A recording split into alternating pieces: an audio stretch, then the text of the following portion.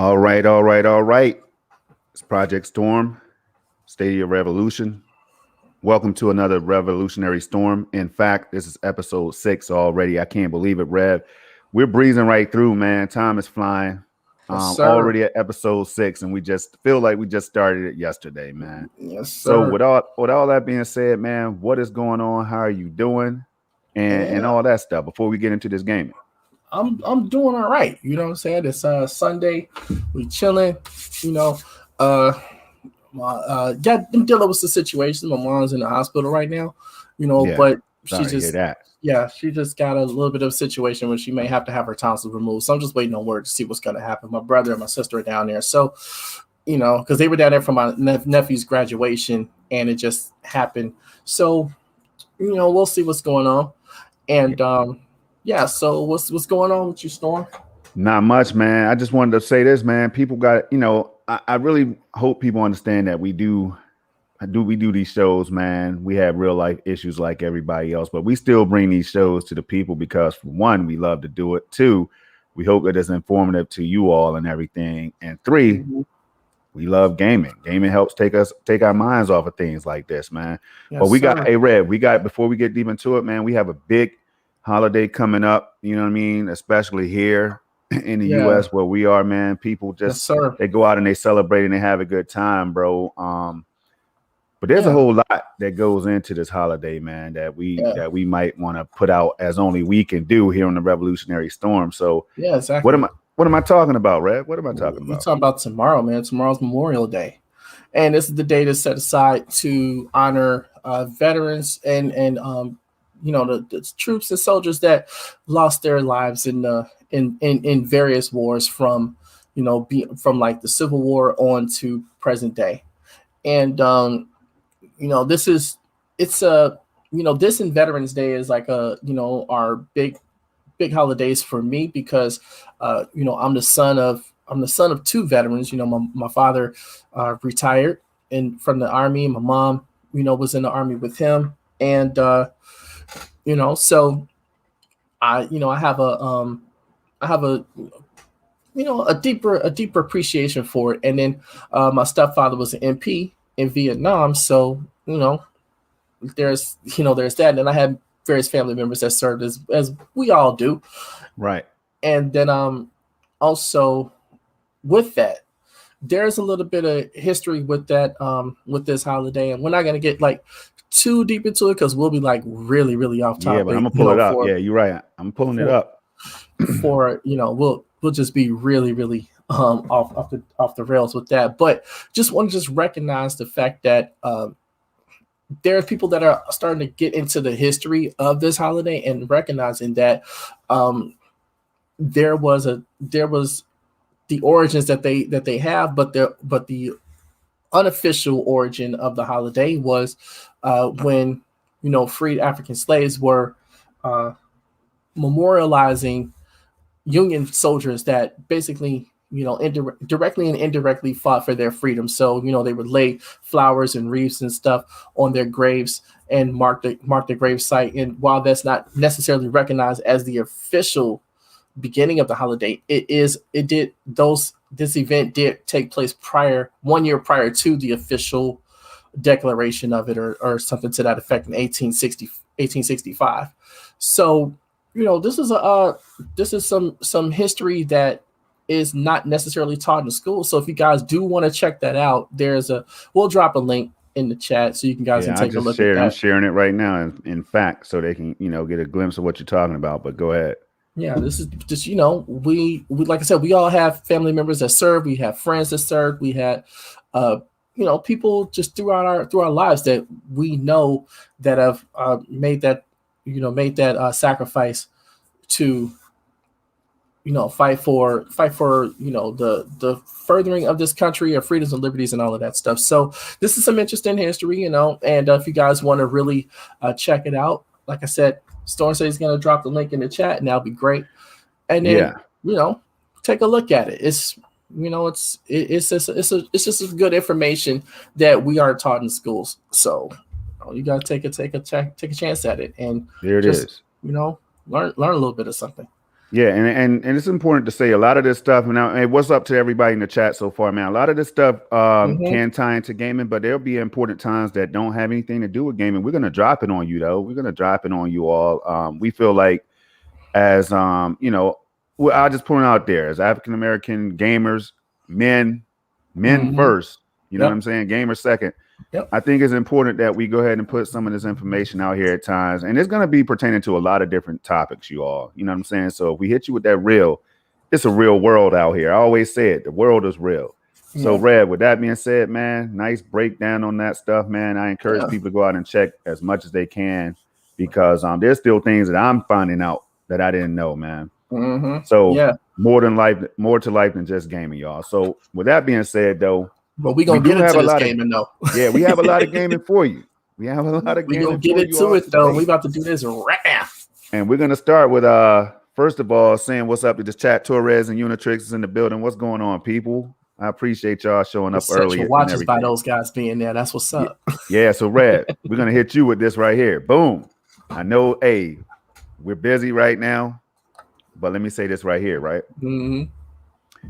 Are we too busy to have gotten any gameplay time in this week? No, I wasn't never too busy for that. So, the thing is, what I've been playing, still playing that Jedi Fallen Order. I have a couple little things to get, and then I'm like completely finished. But I popped all 40. I popped all 40 achievements on it. So according to StadiaStats.gg, I completed the game. But there's still a couple little items, little factual information inside the game that I have to find and get, so I can just go through each of them and have it all done. But after that, I started back on Judgment. I got in a little bit of time on Judgment this morning before I had to go cut the lawn, and advanced the story a little bit, and I'm going to get back on that too.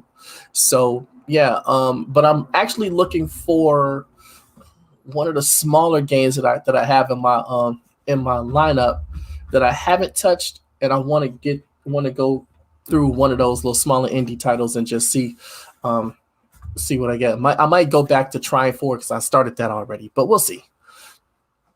All right, that's what's up for me. Been all over the place, man. I played some PUBG on Series X last night. We got me and my buddy Kill, and my nephew, man, Crash or whatever, Project Crash or Project Sue. He changed his name like the weather, but look, we jumped out of the plane on Series X, right? Yes, And yes, sir. Crash has a 1X, but man, we got it in 3 chicken dinners out of 4. Like, good job. Hey, Rev, it's just so much fun, man. There's too many games out here. Destiny 2, of course, I was on that. And we'll get into that a little later on. Yeah. I'm interested to hear what you got to say on that. Yes, sir. And then the Doom games, we had the Doom games and other games, Metro games, man. I played, man, Horizon Zero Dawn on PC. Nice. So many games, and it's so cool to be able to just switch tracks like that across multiple platforms. It's how I do, man. You know how I do, everybody. Just got to get it in as much as possible. I started in gaming with different platforms or whatever, Nintendo, Sega, and all of that stuff, Atari. So it's only right to keep it going by just switching up every now and then. So yeah, that's it for me, man. So, but Rev, I don't know if you have this one ready to go, this link for the blog post or whatever, but it's time to jump into that. Already. Yeah, I dropped it on you. All right. So I don't know how. See, StreamYard in their chat. Yeah, once you hit share, I'll approve it. That's all. I think that's how it works. If not, I'll pull it up. Okay, you know what? I'm gonna do it that way. So, which one you want to talk about? You want to talk about? Yeah, I got you. No worries. Yeah. Got you. Don't even sweat it. We could do the 4 games if you want. Yes, sir. So,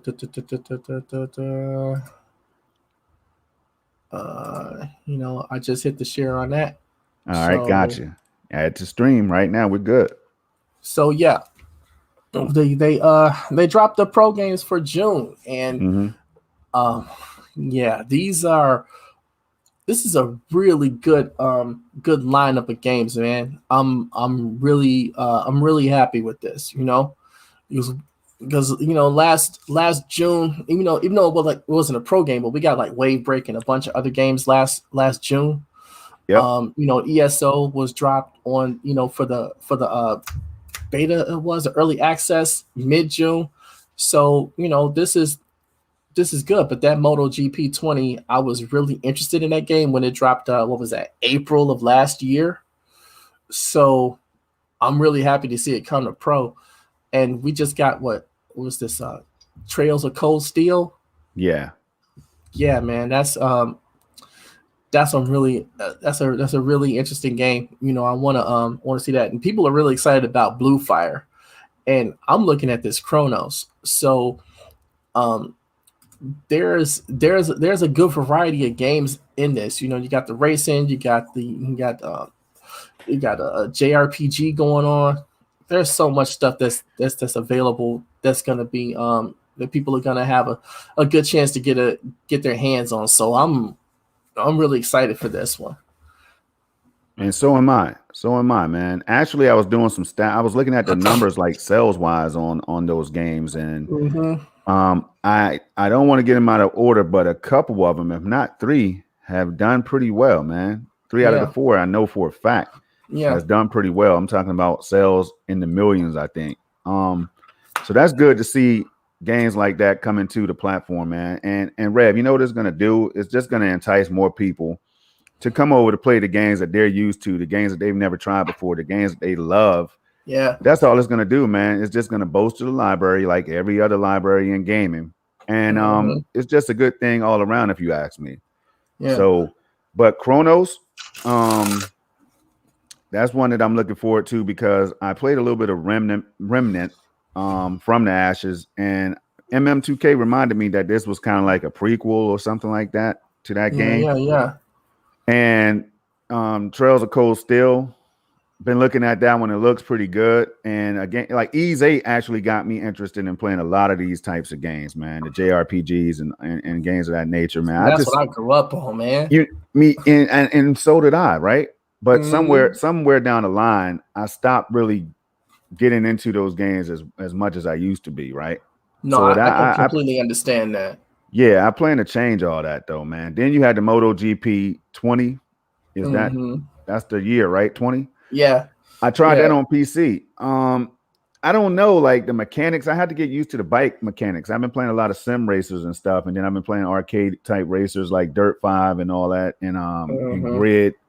But MotoGP, man, racing bikes, motorcycles, man, is a whole different animal. Like Rev, it's crazy. One bad move, man. One slide, and you're eating the asphalt, man. Done. Straight done. Like, all right, start over. You and the bike, man. So but it's good to see all of these games coming, man. So, but that's not it. That's not all the games, right? Yeah. But just sticking with this for just a second, man. The thing is, you got a wide variety of games that they've been adding to pro every month now, not just going for like just a heavy hitter or a big title, but sometimes the smaller titles that they drop are interesting games, that they add to the pro lineup. So there's an opportunity to play something different. Like I say, I'm huge into like JRPGs. Like I have been since they became a thing. Like when the SNES like fed what was that, Mystic Quest, that Final Fantasy game that was on there, or that was the SNES. But prior to that, those type of games are just very interesting to me. So that Trails of Cold Steel 3 is a game when it was announced for Stadia, I was like, okay, I'm gonna take a look at that, and then now it's coming to pro. I'll just claim it and be done with it, and get my happy butt on it. And I hear that. Chronos, like, man, look, this is the thing. I wanted to see some of these older games like Secret of Mana, Chrono Trigger, and stuff like that get remade and updated for like 2021 and beyond. I think those games are hidden gems that that's sitting in the Square Enix library that could really do well with a modern update. I mean, look at like what Final Fantasy VII is doing. So if they go back, and that's my favorite game of all time. So if they can go back and pick some of those other games up, man, come on, that would be great. So like I said, but getting that fixed, that itch scratch with Trails of Cold Steel is a real good option too. So yeah, but that was the pro games. right. You have to. I'll stop that one. All right, so I'm gonna go ahead and share this next one right here because this is a big one. So we might as well get right into it. Yes, sir. So Yes, sir. give me a second to pull that up real fast, and then here we go. Boom. Right here, people. You already know, like Control. This is like part of the title. I know Rev was out there on Twitter checking out the pun and everything, the Control pun and all that stuff. Man, people are having a good time with that, including me. I actually put a Control puns were a thing. Yeah. I put a control GIF. pun in Is it title. a GIF or a GIF, Red? GIF or GIF? GIF. That's what I thought, man. GIF. Put a GIF of Janet Jackson up there, like her from the video Control. I had to do it. I was like, I saw your tweet, and then I was like, I had to do it. It's like, how can you not? So and this game, it's Janet Jackson. So I mean, seriously. Yeah, man, come on. So I mean, as you all can see right here, courtesy of 9 to 5 Google, who's just been on fire dropping everything, man. 9 to 5 Google, I could say this about them, man. Everything is legible. It's easy to read. This is an organized site, man. It's easy to find what you're looking for. People, check them out. All right, so Stadia will add Control Ultimate Edition this summer. Sega's Olympic Games, too. I know how you feel about that Olympic game, but I'm going to let you share your thoughts on it, Rev. In fact, I'm not even going to talk about it. I want you to talk about it first because you have a fascination with Sega, man. I know that much. So, but Control, people. I played this game on PC. I played it on the Xbox Series X. I never finished it. Never got halfway through yet. But man, is this an experience that's gonna just do great things for those who are looking forward to this game, especially on the Stadia platform, right? Well, yeah. I mean, you look at it's crazy. Yeah, this game's won a ton of awards. It's it's been it's very popular, and it's like when you look at like say other platforms like Luna and you can access it through GeForce Now, I think, and other places like that. This game makes sense to be on Stadia's platform. And Alberto Madonna has a interesting comment on that. If you wanna put that up on the screen. Alberto, like which one? The first one? Yeah, the first one. Yeah. He was saying that they shouldn't have Control on there until the Fidelity FX update. Yeah. Because they would try to compare it with ray tracing. And I get that. He's right. He's right. I get that. But at the same time, I'm just happy that the game is there because I was interested in it, but I just was not interested in trying in getting Luna or, and I don't have a PC to play, to play games on or anything like that. So, I wasn't going to get it on GeForce Now because I don't have a GeForce Now account anyway. So bringing it to Stadia is still good. It's still a good thing. And, a lot of people are excited for it. So when that drops next month or this summer, I think people are really going to be support it. So, I'm just ready. The game looks good. The telekinetic stuff that you could do in there is pretty awesome, So the gameplay looks really fluid and fast paced, and I'm liking that. Right. So now I will add to my radar. I'll add to what Alberto was saying because I brought this up yesterday on SML podcast with MM2K. Shout out to the homie, man. Rev, it's a very taxing game on PC, man. Like very taxing. Like you need DLSS on to hit that stable 60 plus FPS.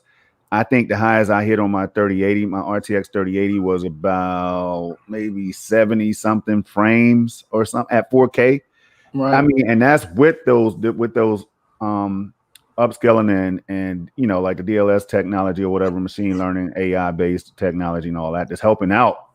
It's crazy, bro. So I'm very interested to see how this game is going to perform on Stadia because to me, we've been talking a lot about the fact that Stadia has already told us before launch that they're going to be enhancing the performance of the platform, right? And we knew that was going to happen. I mean, everything they've been doing that, better, right? Yeah, they have. So what I'm saying is, if that game comes out and it's running at up to 4K or whatever. And I know some people don't care, but there's the other side. People do care, right? Mm-hmm. If it's running well, no matter what resolution it is. Yeah. But if it's upscale to 4K or something like that, Rev, you're gonna hear me a whole lot, man, praising because I know how difficult this game is to run. But more so than anything, the game is just a good game to play. It's an excellent game. I'm talking about the voice acting, the character models, the detail of the world, the physics, the animations, everything, the gun mechanics, all that stuff seems spot on, Rev. It's just an excellent game to bring, especially to the Stadia platform that needs these games that people want to see coming, right? Yeah, so you're saying that the game basically is going to be a bellwether like Arc for the platform, because that game is difficult to run too.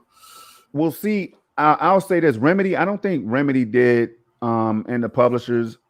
I don't know how good of a job they did getting this game to be like well known in the public right around launch time. I think the game came from out of nowhere. Right. And Remedy has a vast library of great games from Max Payne to to Quantum Max Break. Payne was my shit. Yeah, I thought Quantum Break was good, man. Alan Wake games like that I thought were pretty damn good. I love Alan Wake. I'm mad I didn't get a chance to play it though.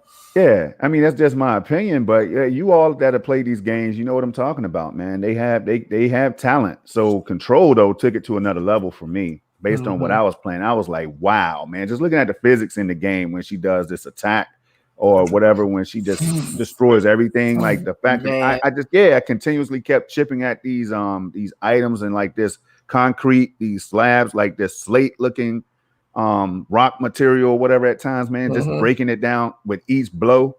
It's there's something about that game that's just crazy, man, crazy. So I am just waiting for it to drop on this platform because you know me, I'm a tech geek and I love stuff like this. And I don't know, I'm not saying they're gonna add features like DLSS, that's an NVIDIA feature, by the way, or Fidelity FX and all this other stuff, ray tracing at all. In fact, but you can't help but wonder whether that could be the case because we know that Stadia is gonna upgrade. We don't know when. We know that they've been making changes behind the scenes because they told us. We just don't know how it's happening behind the scenes, right? So for all the people out there that care about the stuff that I do, which is great performance, and Rev, not so much. Rev, you know what it is, man. You don't care about it like I do. You can sleep at night without 4K. It would be hard for me to go to bed at night if 4K disappeared. That's all I'm saying. You always do that. I swear to God. Rev, but Rev, let's let the people know now, bro. Let the people know now, man. How important is 4K gaming to you? 4K 60, Rev? Whether it's upscaled or native. It's very important to me because I only play on the Chromecast Ultra. So you know what I'm saying? I don't play on my computer. I don't play on my I don't play mobilely, most of the time because when I'm out doing things, I'm doing other things. And so, gaming is just not on my radar at that time because I'm focused on something else. So when I get home, man, I'm on my 4K TV, on my Chromecast Ultra, just gaming away and playing every game. So yeah, that's important to me. I just don't see the difference between you and me is the fact that you will sit there and trash a game if it's not. Nah. You will trash a game like, if this game ain't 4K 60, then the game you got sucks. that wrong. Yeah, but you said that though. You said that many times. So, but bro. for me, it's like if it's not the be all end all. If the game ain't 60 frames per second or 200 frames per second for you, you just can't stand the game. You just don't. You won't play. It's unplayable. I can't do it. That's not facts. If it's 59.5 frames per second, you are mad. That's not factual, man. That is not factual. All right, what is factual though? The performance. Give me the facts, yo. Hey, Rev, everybody out here wants a well-playing game, man. Hell Nobody wants a choppy trash show of a game. You know what I'm saying? Nobody wants to experience games in that fashion. Right. No, go ahead. So 60 FPS smooths everything out. 120 even more so, man. But I played 30 FPS games. You see me on Far Cry 5 the other day, dropped a nice crispy video on that. And I've been playing Assassin's Creed Valhalla, Assassin's Creed Valhalla, as MM2K would say, man. So I played 30 FPS. I don't really prefer to play that way, but if I'm forced to, if that's the only way I can play that game on Stadia right now, I have to play that game. So it's hard for me to do the it. devs for not putting at 60 frames though. I mean, so it's up to the devs. Yeah, it's all up to the devs, and obviously they were. Let them about that. Yeah, obviously they're rushing to get the games on the platform or whatever. I don't know if it's laziness or what. I'm not a dev. I don't know what the porting process is like, you all, but what I do know is that there are gamers out here like me and MM2K who prefer 60 FPS or higher. I mean, and I think that's the way it's supposed to be. Like, I paid $500 for a Series X. We won't get too deep into it, but Red, why am I still playing any game at 30 FPS with a Series X, man? I don't know. So that's what I'm wondering. Why am I playing them on Stadia? I can answer for you, man. You know, I shouldn't be playing 30 FPS games at all in 2021. That's all I'm saying. Only people that can answer that question for you, Doc, is the people that put the game out.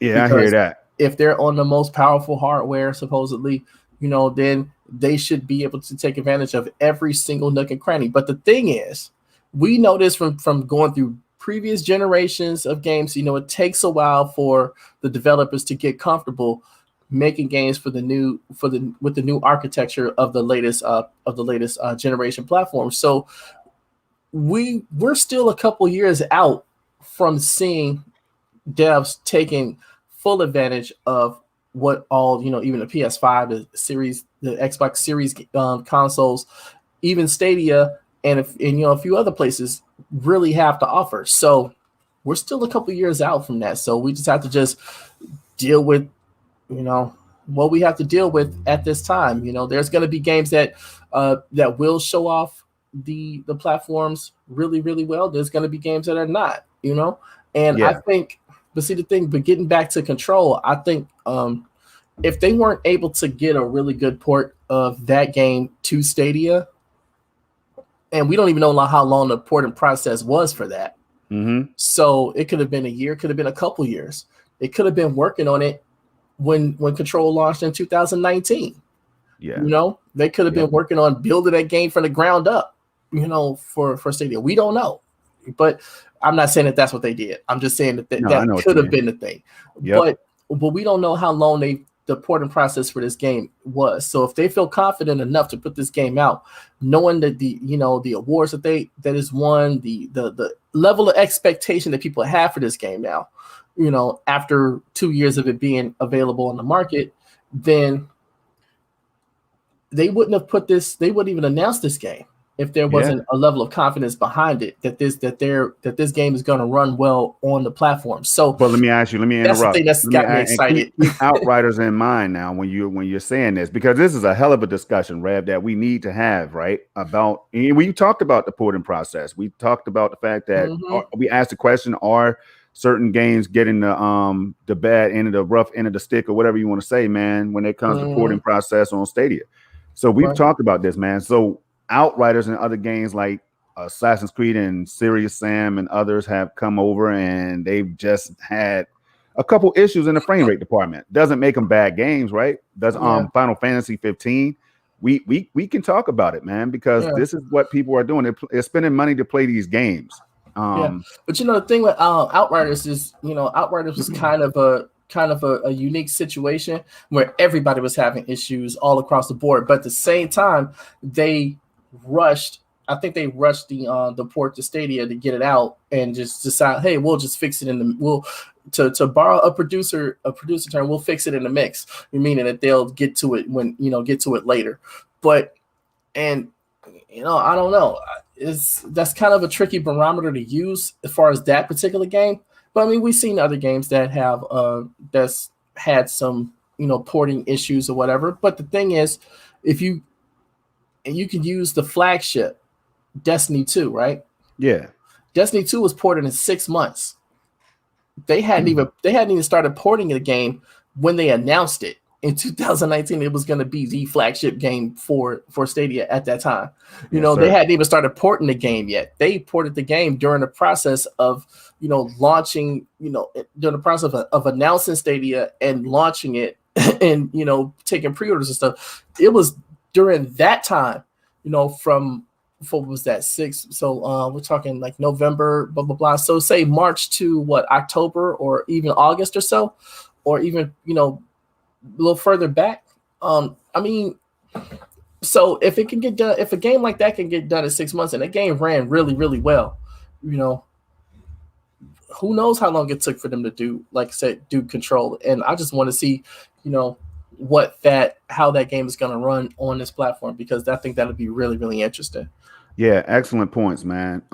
So with that said, we'll see. Time will tell, man. I mean, hey, we're coming up on year 2 being Yes, closed sir. out for Stadia, you know, and But wait, we've been hearing them say that, you know, upgrades will be coming. And I'm not talking about 8K 120 and all that stuff, y'all. Stay with me, right? I'm not right. talking about even 4K 120, but 4K 120 is already doable on the AMD Vega 64 hardware or whatever. Last time I checked, some people are getting that kind of performance. Now, the freaky thing about Stadia is that what makes it so fascinating is that they have already said that they can somehow chain all this stuff together, like these CPUs and GPUs, to make them work through elastic computing and other measures, man, stacking and stuff, man. Come on, bro.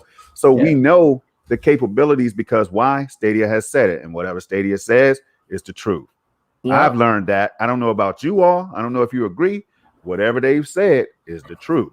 It's true. Some people are going to say, and you can always hear people saying, Project Storm, what about SG&E, man? SG&E was the haters' feast. You know what I'm saying? The closure of that studio was the haters' feast, man. But even with that, it was that was a very, just, you know, I hate talking about this. That was the haters' feast. I know you do. That was a very you got to give it to them. thing. That was a very ambitious thing. And yes, I was one of the people that was very excited about the possibilities of what they were going to do with the expansion of it, you know, with the studios that they had and all of that. But they closed it down, and so it's like, okay, moving on. It's, you know, that was February. We're going into June now, so right, but still, June is the haters' feast. June is what, Tuesday, so. We'll talk about that. Yeah, man. But you know, the other thing that they announced with Control is that Olympics game. You know, and for me, I'm excited for that. I'm ready for that. Storm, where'd you go? I'm here, man. I thought you was gonna break down why you're excited. Oh no, I was listening, seeing if you were gonna say something. All right. So I wanted you to talk about it first, but I'll go ahead and jump in and give my thoughts on it. I'll tell you that much, and then you can go into the whole Sonic exclusivity or whatever that is, you know, which is cool, by the way. That looks dope. I remember track and field, Rev. Just spamming the hell out of my Nintendo control pad or whatever, my controller, AB with 2 fingers or whatever, and however you could do it right until you get carpal tunnel. Yeah, like that was, you had the pad, then you had the pad where you can actually exercise. And then, so people were thinking Nintendo came out with this revolutionary, you know, Wii Fit and all this stuff. And, you know, but that maybe it was inspired by something like the trackpad or whatever from back in the day, like in the 80s. Had the numbers and stuff all on the bottom. Yeah. You know what I mean? Right, but just think about that kind of technology, man. We got the DDR, the Dance Dance Revolution match that came after that and everything, Rev. But see, you have to go back, man. The history of gaming is very important. Rev, you broke something down that blew my mind, and it's still, anytime I hear the history of gaming, I think about what you showcased, bro. That breakdown, that video that you dropped, the first episode. Yeah. It was time crazy. For another one of those. Yeah, so just going back to games like that, man, and other games. There's so many other ones that came after that, but track and field. I mean, right then and there, y'all.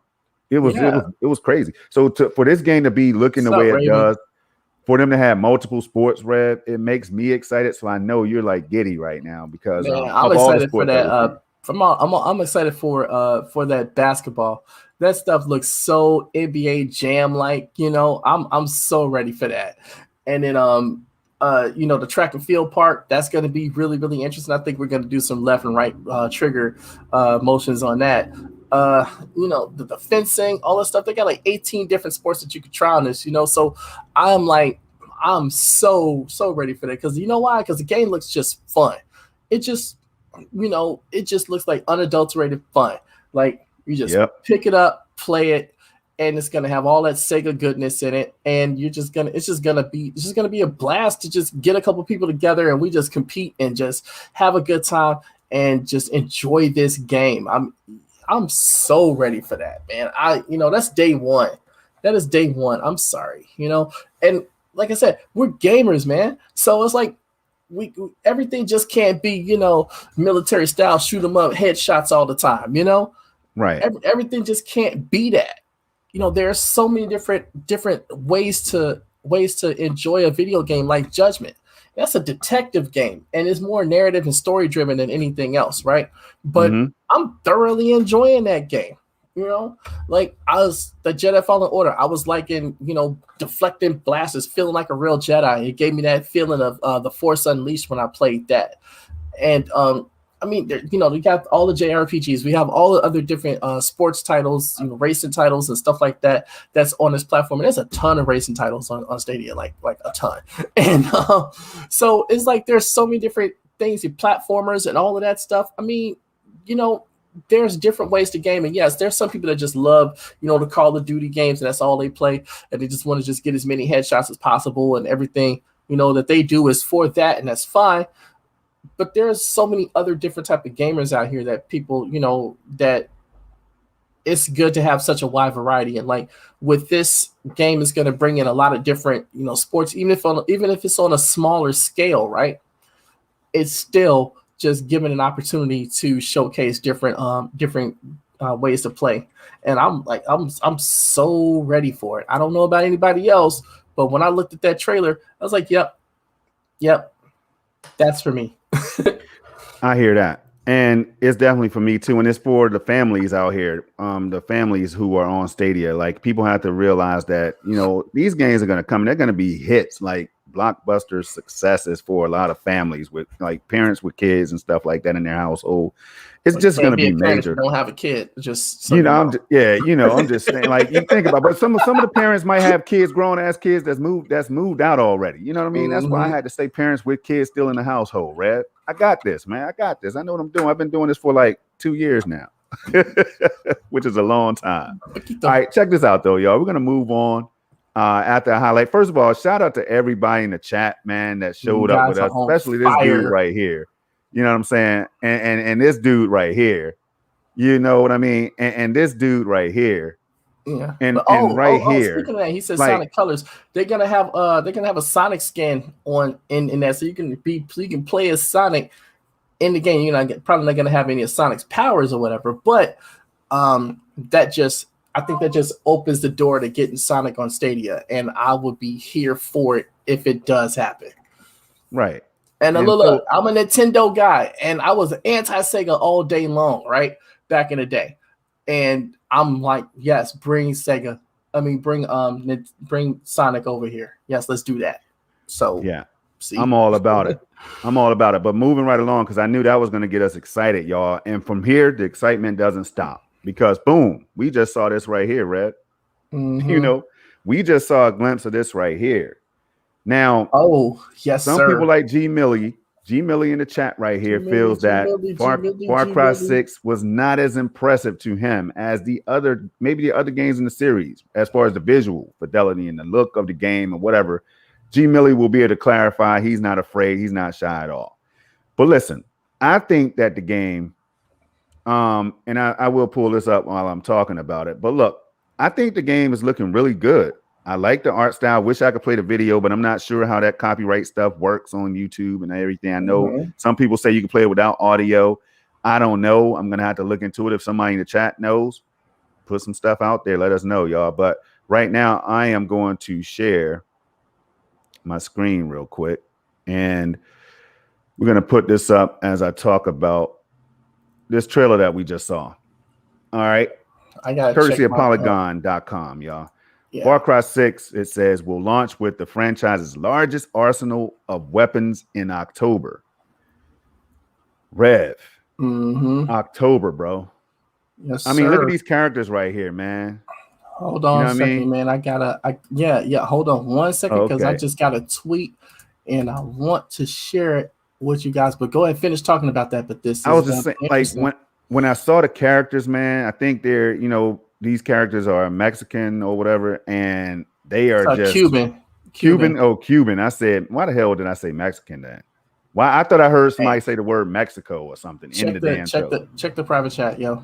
All that right, is well, properly. Cuban, if Rev is right, you know what I mean. Yeah. But whatever the case is, they have Latin descent, man, and I think it's cool as hell to see that, in these games, especially like a Far Cry game, y'all, right?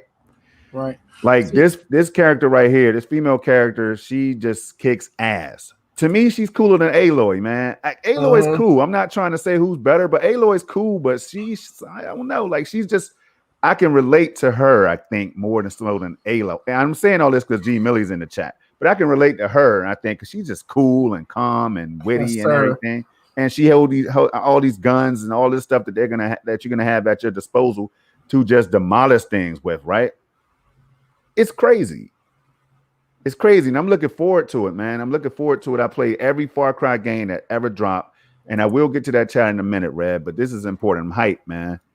Far Cry 6, this game was looking beautiful. As you all can see right here, there's a lot of details involved in the game that people are just sleeping on. Like, don't make me start breaking down just this one picture right here. Like, it's just crazy the amount of details and reflections and soft shadowing and all this stuff that's going on, man. Like, look at this handle right here. That handle shouldn't really have the reflection of the light source above it. Man, I catch all of these things. Look at the details right here of this device or whatever it is, Yeah. man. Speaking of which, I gotta just correct something that Christopher Torres had said. He says, Okay, hold on. Let me go see what's. he said Hold on. based in Mexico. Let me stop sharing. So it is based. It's Mexico. No, it's Oh, okay, all right. it's based in a fictional city that's inspired by Cuba. Oh, Cuba. Okay. It's the fictional Caribbean city of Yara, which is inspired by Cuba and describes the largest Far Cry playground to date, tropical paradise frozen in time. Just like how Cuba is with the 1950s cars that's what gave me the Cuban the Cuban feel for it, because if you ever see anything in Cuba, if you see videos and stuff of Cuba, you'll see a lot of like classic cars driving the streets, because there's not a lot of importing that goes there for other cars, so they have to keep making those older classic cars work, But keeping them up to date.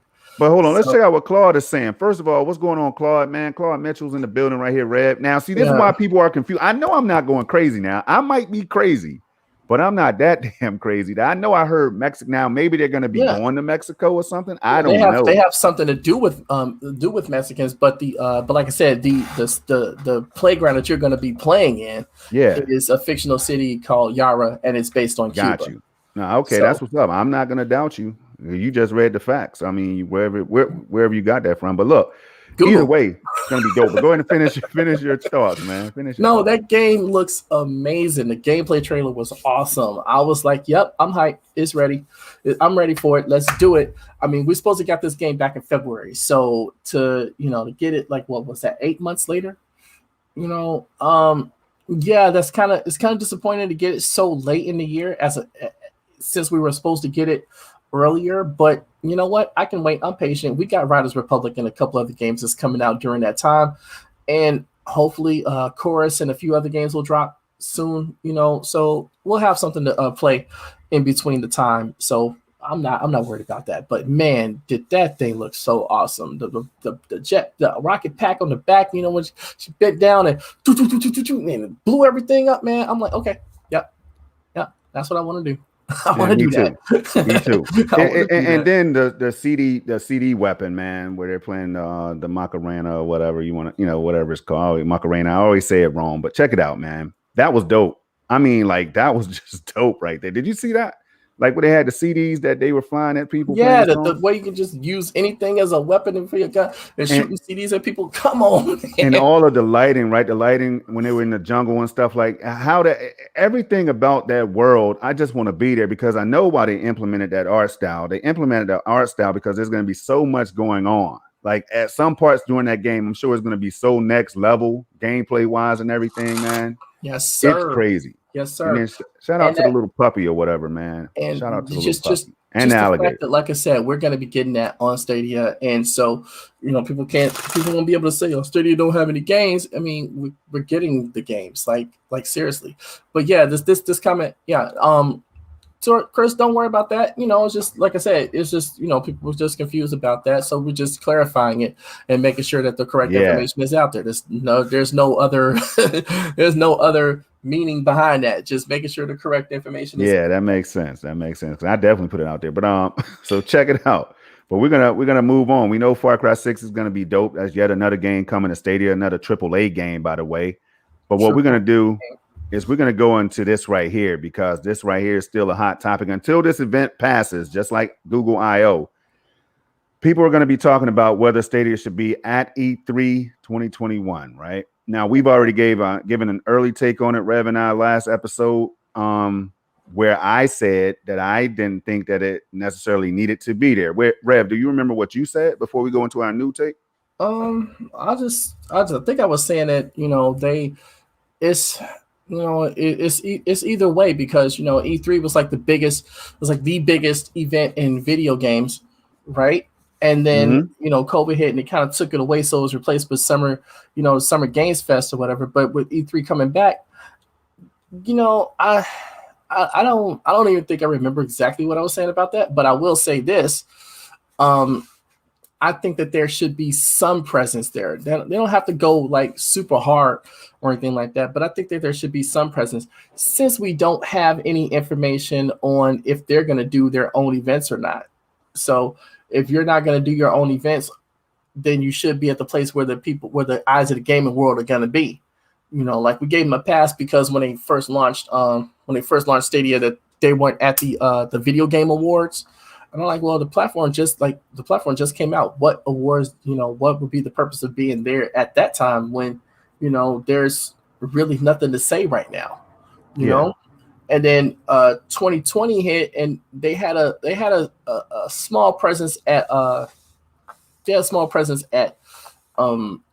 Game Fest, with that 18-minute Connect video and announcing, Orcs Must Die and all of that stuff. Yeah, that was great and all, but they also announced a Fall Connect that never happened. They replaced that with Good Stuff, and they had a Spring Connect, and they have not had one since then. They have not had a big conference type of thing since then. We've had to rely on third party publishers like Ubisoft and other people to highlight Stadia. So having E3 coming back, I think there should be some sort of presence there. I just think that. I think that would be good, because that's where the eyes of the gaming world is going to be. Yeah, that's true. I could dig where you're coming from on that one. I feel like here's the deal. We keep it factual. We keep it real, right? I think if they have something to announce like that's big enough to draw attention to that, to what they're doing at that event, like say Cyberpunk was just releasing or whatever, and they were like, get your hands on it right now over here. We have kiosks spread out 6 feet apart or whatever for you to try the game right now over here on Stadia. Then that would draw some crowds, right?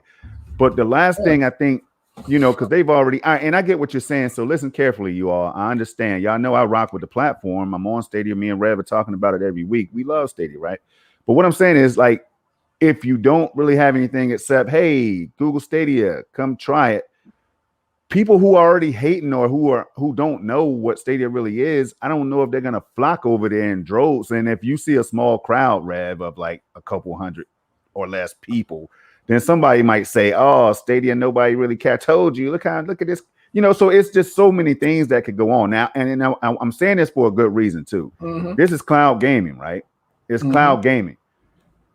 You want people to get their hands on Stadia who's never tried it, who still don't know what it is. But at the same time, you can tell them, like they've been doing already, hey, you got a Gmail? You don't have a Gmail account by now? Hey, sign up. Is going to take you less than 2 minutes. Sign up right now. Play Stadia. See, I think if they incentivize that part, they don't even really need an E3 showcase, in my opinion. They just don't need it. Like, right. Sony has been around for decades and decades, and they back out of E3. They backed out of what? 2 E3 events recently or whatever, or big events or whatever. They just said, nope, we don't need to be there. Even though people can get firsthand experiences of our games and see everything up close and personal and enjoy that atmosphere, They're like, nah, we don't need that right now for what we're trying to do. So I Yeah. know Stadia is new, but it's also I that was gonna say newness. that there's a difference in that though, because Yeah. Sony has the cachet that they can do that. They've established themselves in the gaming market over the last 20, But Stadia 26 is going years in or a whole so. different direction to where it's not going to be traditional, is what I'm thinking. There's a Of non-traditional course, approach to yeah, cloud gaming.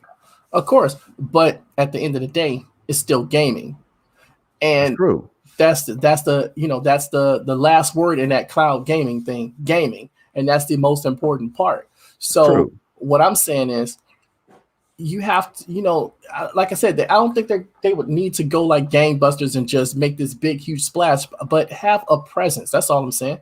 Just have a presence, because even if it's only a couple hundred people that would even take interest in it, who gives a shit? Just get it in front of the people. That's all you have to do. Just get it in front of people, let them test it out, and word of mouth will spread. Because, like you said, it's a non-traditional way that they're going about it. They're going about it in the grassroots way, but you still have to be in places where the gamers are gonna be, and the eyes of the gaming world are, and that's always important, because if you're trying to push a cloud gaming platform, you have to allow people to be able to put their hands on it, and see how it works for themselves. And even if you get a few thousand people to give it a shot, you won.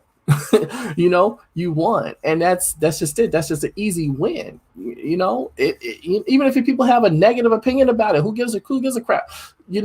Like, they can treat it like the YouTube algorithm. A negative, a thumbs down still works. Yeah. And so my point is, I'm just saying, if they're in lieu of doing their own events, because it doesn't seem like they're going to be doing that, because if they were, they would be announcing something at least by now.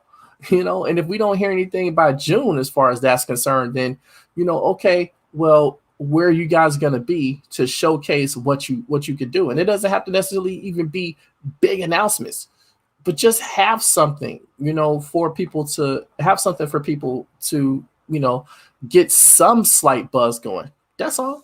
That's all. And I think and see, this is why it's good to have this discussion, man. We see the same, but we see differently as well, right? So going back to this right now. Yes, sir. All right, here's the interesting part, Rev, and I think you agree with some of it. All right, so we got traditional consoles, PC hardware and all that stuff. Yes, sir. People can get their hands on it, but now Stadia is in the cloud, and of course, there's other services in the cloud as well, right? But for Stadia, they could go ahead and just fully utilize that platform that they have called YouTube, and their whole Gmail ecosystem. And just other. All right, so I'm saying, because you could easily reach way more people that might attend the damn E3 event. This is what I'm saying. Of course. You can easily reach. Like I said, it's going to be hard for people to say that they've never heard or seen Stadia at all. Like, they've never seen anything about Google Stadia. That's going to be almost impossible, because of how they can push and advertise this thing with those platforms, those methods that I'm talking about, right? Yeah, of course. Yeah. So but you're right, Rev. I agree with you when I say that it'd be good to have a booth there, or some a big booth or whatever, some kiosk or whatever, where people can go get their hands on the latest titles like a Cyberpunk. That could only help. I do agree. But Sony, after all this time, again, I had to go back to them. They said, "Yo, we don't need it this year. Maybe we don't want to spend all that money setting up." I'm sure it's not super cheap to set up. I know Microsoft spends big dollars setting up their stages and stuff, but that's what they choose to do. They could do that. But I'm just saying, it's a very interesting conversation, man. Now, they should make a presence, but if you make a presence that's mediocre, could that backfire on you? I mean, there's always a chance that it could backfire. I mean, like, there were times where Sony was a part of E3, and they had like this big stage. I mean, it's like, you can go back to like the PS3 era and stuff like that.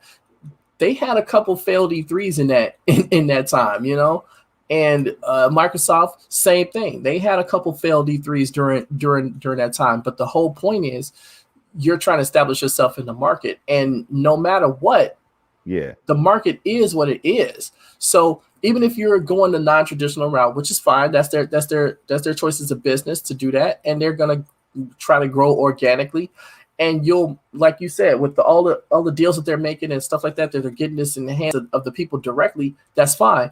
But like I said, at the same time, you're talking about a concentrated event where you're gonna have people all people that's there are interested in gaming, whether they're journalists, fans, or whatever, right?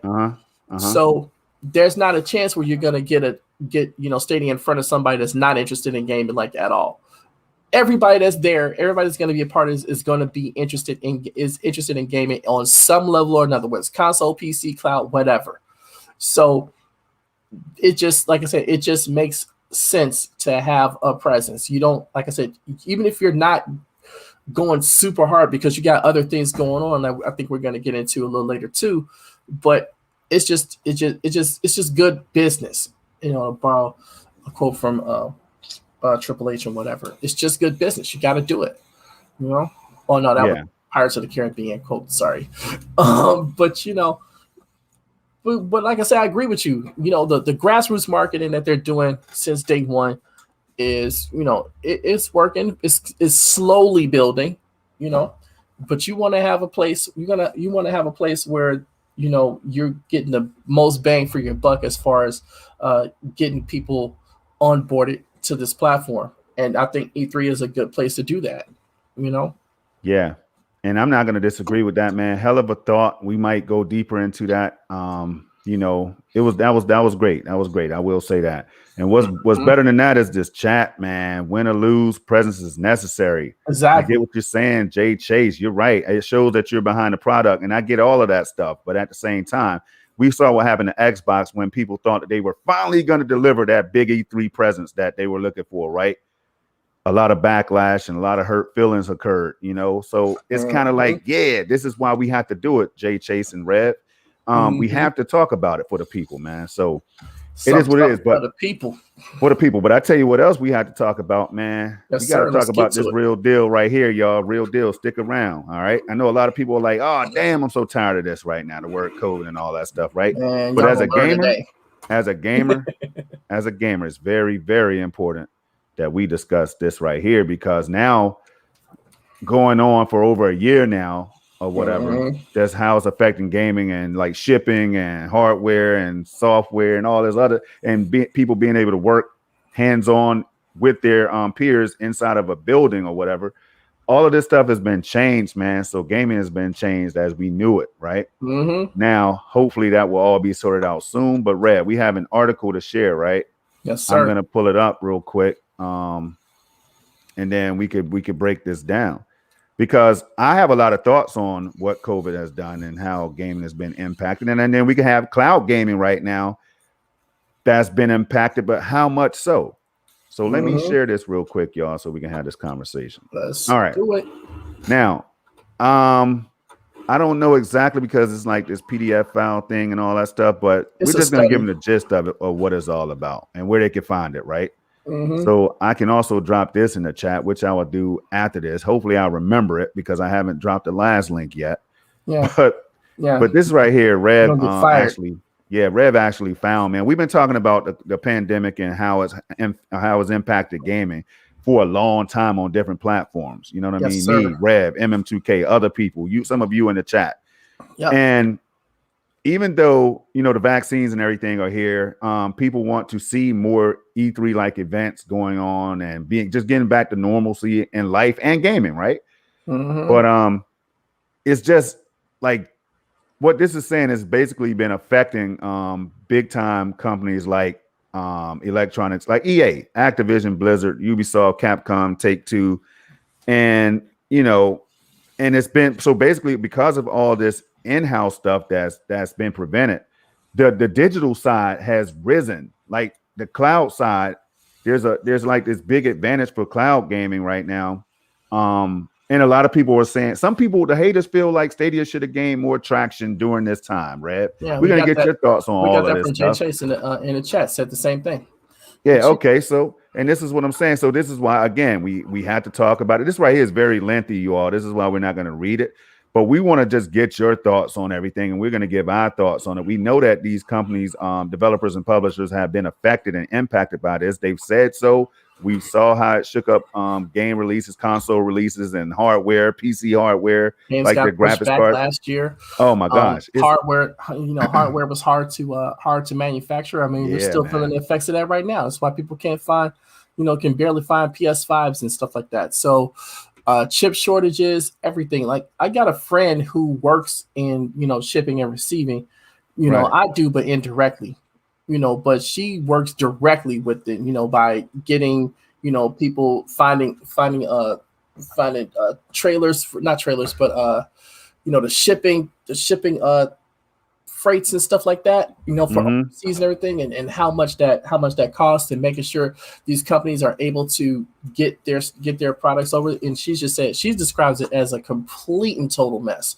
It's just so crazy. So that's why you're seeing still to this day delays in all kind of overseas shipping coming into the United States and going out, and so when you look at like games like Avengers that was supposed to came out in May, got pushed back to September, because the transition, people had to transition from working in an office to working at home and getting all that set up. I agree that should have been a little bit of a springboard for Stadia, but at the same time, I also understand and recognize that fact that some people are just hesitant to get on board with Google products like that. So. And in cloud gaming, just in general, people are going to go where they're most comfortable. So, yeah, people are more comfortable with xCloud right now. People are more comfortable with GFN right now. Some people, for some strange reason, are more comfortable with Luna, and Amazon's one of the worst companies out there. But but like I said, Stadia is just going to keep chugging along, and they're going to grab as many people as they can. Over time, and next thing you're gonna look up is gonna be like damn a ton of people on Stadia, and you realize it just grew like that. Right. But this has impacted everything. It impacted me, impacted you. I just got my second shot this past Wednesday. Yeah, shout out to you for that one. Yep. So I gotta that's gonna tie into something else we'll talk about, but this thing has impacted the whole entire world on so many levels. We lost people, people that I know lost people. I mean, there's nobody that this hasn't touched in some way or another. Shoot, my brother right now just told me this morning that he had COVID and he was coming out of his quarantine period, Yeah. And so, I mean, it's just that big elephant in the room. And so now, I think what should have happened once they got their footing under them, with the, adjusting to the new normal, is went more heavily in the marketing. Like we saw, like in the fall, they kicked ass. They did, took names. As far as marketing is concerned, they did a hell of a job from late August until December, and January was kind of slow, and then we got the SG&E in February. But if you look at now, they're stepping that up. But I think they should have went harder last fall, because as much as it grew, it could have grown so much more. But that just lets you know that there's so high a ceiling for not only Stadia, but for cloud gaming in general. There's so high a ceiling because why? Because there's 7 billion people in this world. So who's going to be the first to have 1 billion users? And we'll get into that one. Believe me, brother. Yeah. We'll get into that. So I mean, that's just my take on it. What you got? Oh man, I'll say this, going back to the whole pandemic and stuff, y'all. Like, I was lucky enough to get my hands on the RTX 3080, for example. It was hard. I had to do. I tried to get a PS5. It was hard to do that. I got a Series X. I got lucky with my Series X because I actually I went to Microsoft's own store, and then I was able to go in and just pre-order one. And as soon as I tried to go back to see if there was another one available, it was closed. And they shipped it to me before Christmas or whatever. And I was lucky on that. But for the graphics card, I had to overpay a little bit for that card. You know what I'm saying? Now, I'm glad I got my 3080 then, because now the price is crazy, man. Over $2,000 to close to $3,000 for the same graphics card. Just and the I didn't pay. card. I only paid not the computer, not the video card, Red. I'm good, yo. I mean, all because of the shortages and everything that the pandemic has in the building has created, man. And shout out to everybody that's in the building. But check this out. So those are just a few examples, man. But so cloud, again, Stadia was able to give the world access to Stadia during this pandemic, man, for like what, two months? Like just think about it. Like it's crazy. They were like, hey, try it for free right now. Boom, boom, boom. If you want a game, because people were looking forward to the PS5 and the Series X. And some people feel like the cloud should have been like Stadium should have been able to do a little bit more during this time. Like, but you got to think about it. This is still something that's new. It's a new platforms up and coming. They're still trying to figure out their way in the gaming industry. It's never been done at this magnitude before, right? So they've already shown us glimpses of promise and know-how. They have the craziest technology known to man when it comes to cloud gaming right now. So Stadia is going to do, I think they're going to be fine as they figure out their way. Rev, so it's just, this is, again, why is this important? Why is it important? You know what? Hold on. We're not even about to do this. Let me finish this one real quick. Hold on. Why is it important, y'all? It's important because we as gamers are impacted by this more than what we know. Now, as I just showed you all in the article, I don't know who was catching it or who caught part of it when I had it on screen, right? But they talked about how, like, even like the guidelines that they have as far as like hand sanitary, like being sanitized for like just touching controllers and stuff like that. So at a normal E3 event or whatever, things like that, they've been taking all of this stuff into consideration, and it's just crazy, man. So just knowing all of that stuff is like, people want to see everything return to normal, and that is possible. But at the same time, there's ways that they've been capitalizing and benefiting from this whole pandemic because of the digital side of things. People can stay safely at home, download a game, or not download a game. They could download it from Steam or whatever else, other storefronts, right? Or they could just stream it straight to their TVs or whatever device, like through Stadia or GeForce Now, whatever the case is, right? It's crazy, man. It's like it happened right on time for the cloud. I don't know. Yeah. There's a fire conversation going on in the chat right now, man. I know you kind of like I don't know if you was paying can't do two things at one time, man. I can only do one. Yeah. But shouts out to Cloud Gaming Extreme for coming in with the controversial takes. We got them.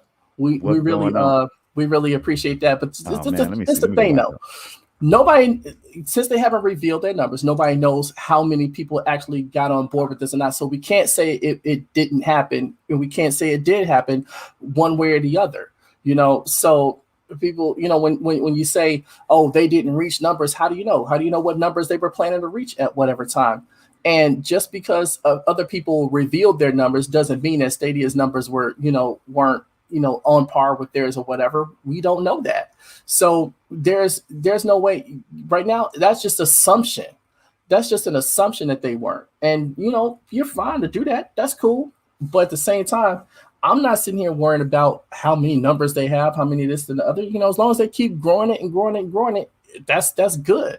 So, I'm not gonna sit here and get caught up on, oh, well, they have 10 million users. Good for them. That's what's up. But the thing is, GFN is just a conduit for you playing your PC games. So if you have more than 10 million, 100 million something odd PC gamers out here, getting 10% of those to try a cloud platform that they can use they can use it to play their PC games is still a win for GFN, but that's actually really, really, really low. So, I mean, and that's my opinion. You know what I'm saying? Everybody else has their opinion. Like, if they said that they had 10 million users, I feel like they should have about 20 or 30 because of how many PC gamers are out here and around the world, So if all GFN is now is just a place to access your Steam games, your Epic games, and other PC gaming library, then why don't they have more numbers? Everybody, damn near all PC gamers should be on board with that. So that is what it is, and who cares if Stadia doesn't release their numbers? I don't give not one single solitary crap about them if they release their numbers or not. What I care about is if I push that S button and the thing turns on and I get to play my games. If other people don't enjoy it, that's fine. If other people do enjoy it, that's fine too. That's just my take on it. All right. So again, making the conversation hot. This is what it's all about right here, y'all. This is what it's And all Stadia about. excelled during that time too. So That's let's what I get was gonna that twisted. add. That I was gonna add that, man. Go So I ahead. was gonna say, like, based on the numbers that we're seeing, we know that there was one particular game that sold 2 million units or whatever before it's going to another platform. I can't remember where. I always want to say Pac-Man, but it's damn sure not Pac-Man. It's something else, man. You know it. Y'all know what I'm talking about, right? So it's just thinking like, so Stadia, like Reb said, that's a good point, Reb, because there's so many hundreds of millions of PCs out there, right? So many. Now 10 million is not a small number, It but ain't. that number could have easily been doubled during this time as well. It could have been Triple. tripled or quadrupled during COVID because now people are they're home. They're home. All So if they're the looking for time. GFN or Stadia or whatever else, they can easily find it. So now but see, with the numbers, we can't really say for sure what those numbers are like, because with the Game Pass numbers, that I think that's more like 23 million from what I'm hearing now or something, right? But we don't know how many of those users are active. Just like with GeForce Now and Stadia, we don't know how many are active right now. So I don't even, that's why I like Rev, I don't get too heavily caught up in the numbers. I know that there's been a good amount of people that's tried Stadia. That's all I care about. I know that But Google's saying going to that they move did forward. right. But saying I that know they that they're didn't going to move excel. forward. So Right. they're going to move forward, right? That's what we care about. You know, we see glimpses of the future coming, but this is all important to talk about, man. That's all I'm saying. It's all important to talk about. But saying that So they didn't excel is just again an assumption. You know, we don't know what numbers that they were trying to hit, and we don't know, you know, what their goals were. They may be happy with the goals because, like I said, they're not trying to grow like just exponentially all at once. You know, they're growing organically, and that's going to be a slower process. But at the same time, Stadia is still new to the market. GFN's been out there for a few years, right? xCloud's been out it's there been out there for a minute. xCloud's been out there for a few years. PS Now's been out there for a good number of years. You know, PS Now was like the father of this, right? So it's like, if they don't have that many, you know, whatever numbers that they have, they should have. They should have more. So it's not like sitting there saying you're going to get 10 million people to try Stadia like all at once, because some people have hesitancy to try anything with Google.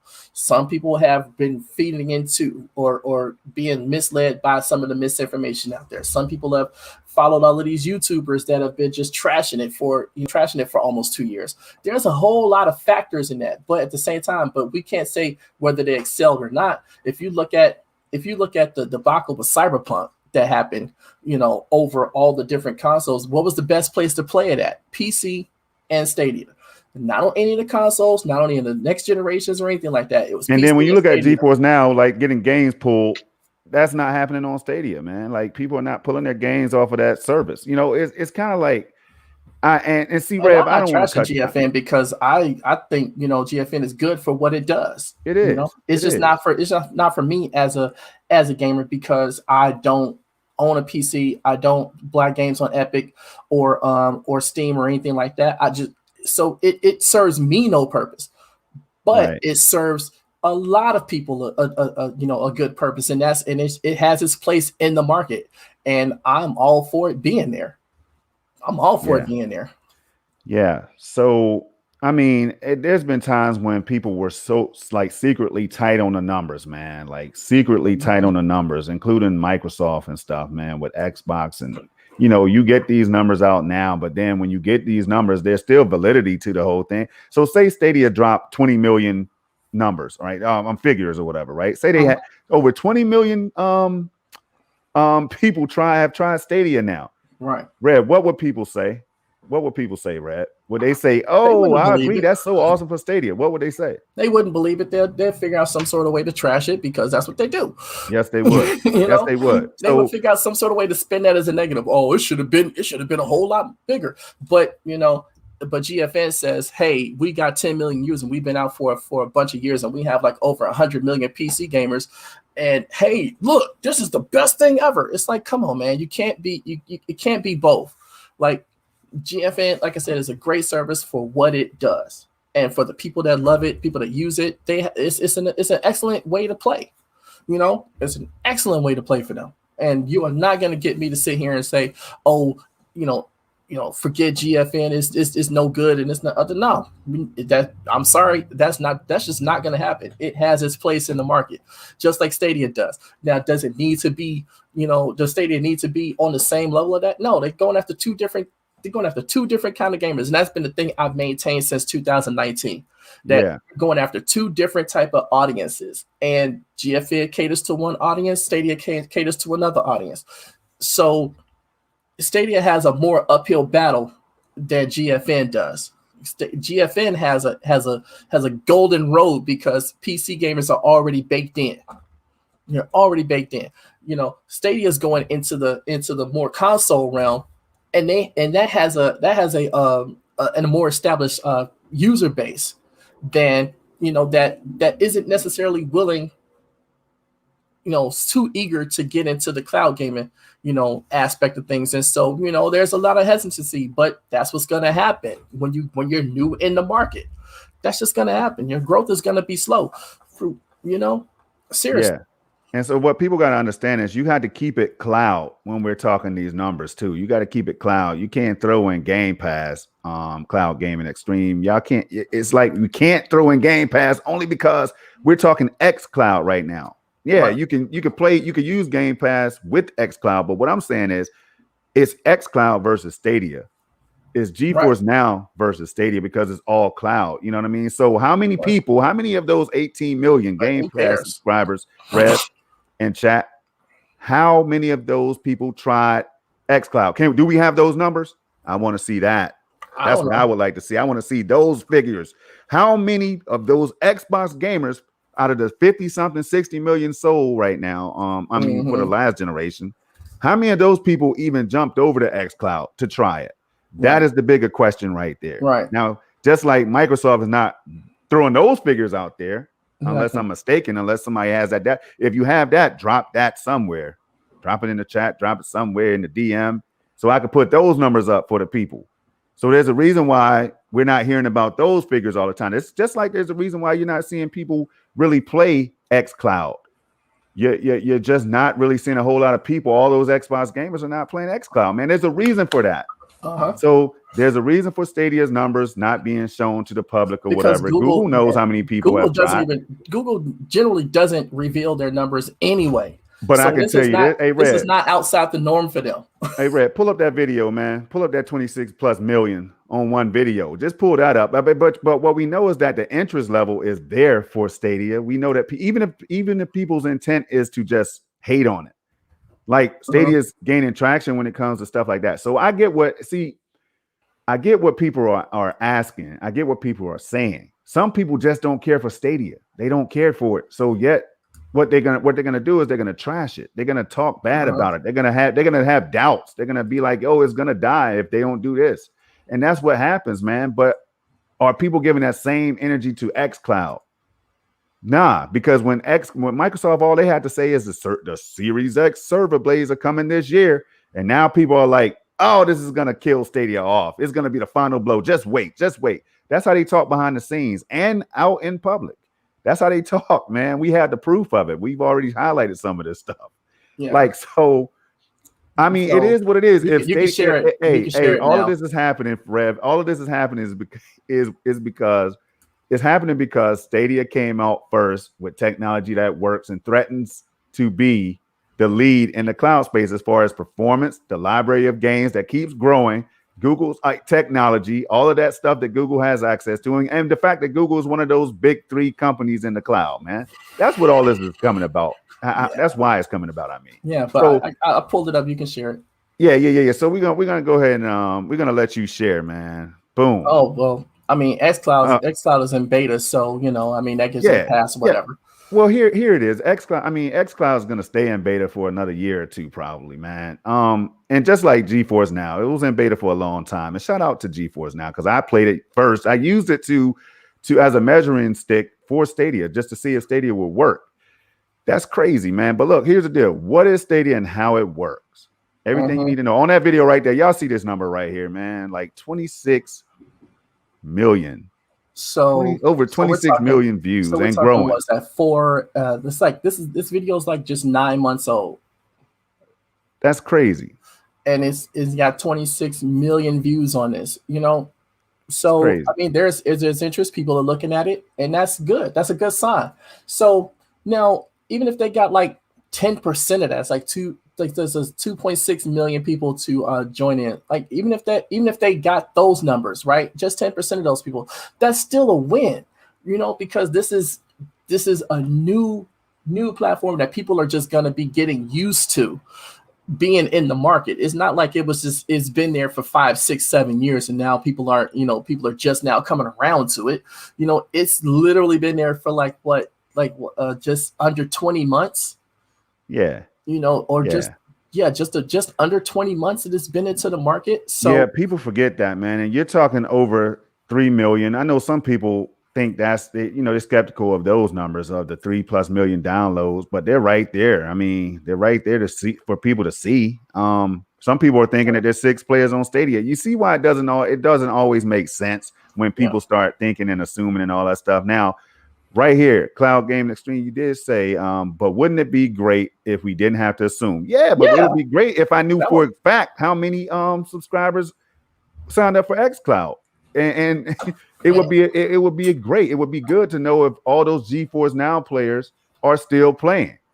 Those are things like keep it concurrent. If we're going to put numbers out there, Rev, hold up. But you got to keep it concurrent, though. You know what I mean? You got to keep it concurrent, man. Yeah, if we're going to be putting numbers out there, they have to be actual and factual. Right. But but you can stop the share. You can stop the share real quick. Okay. All right. So did they tell you how many people are playing on the paid tier and playing? I mean, on the paid tier as opposed to the free tier playing free to play games that that Nvidia gets no money from. I mean, well, as far as directly from the consumer, like we don't know. I don't know that number, and technically, I'm not even concerned about it because it doesn't matter to me. Like just like these numbers are, with Google doesn't matter to me either. Because like, if I like something, it doesn't matter to me if anyone else does. I like it, and if I don't need the validation of other people, to feel confident about it.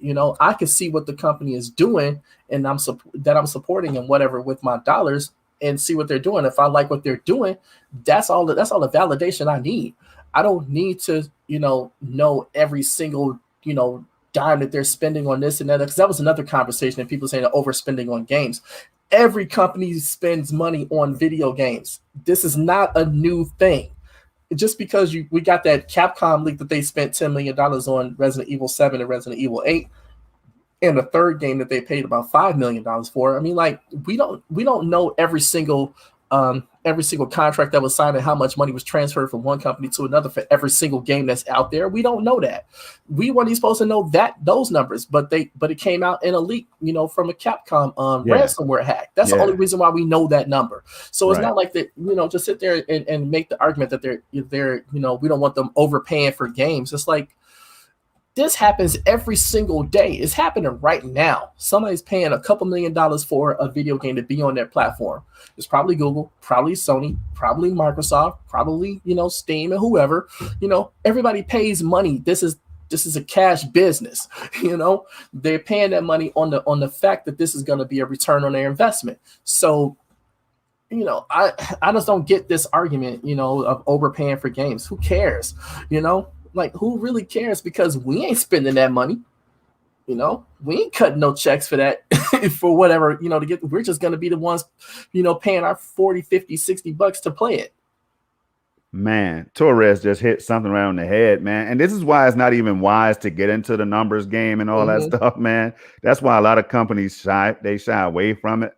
And then when they release the numbers, they get beat down like Xbox, who, PlayStation released. I mean, they sold over 100 and something million consoles last generation, right? And then Xbox was lucky to hit over half of that. Right. Like, you see what I'm saying? Like, when you start throwing numbers out there, it automatically gives the presence of defeat to certain gamers, man. And people run with that narrative, as we know.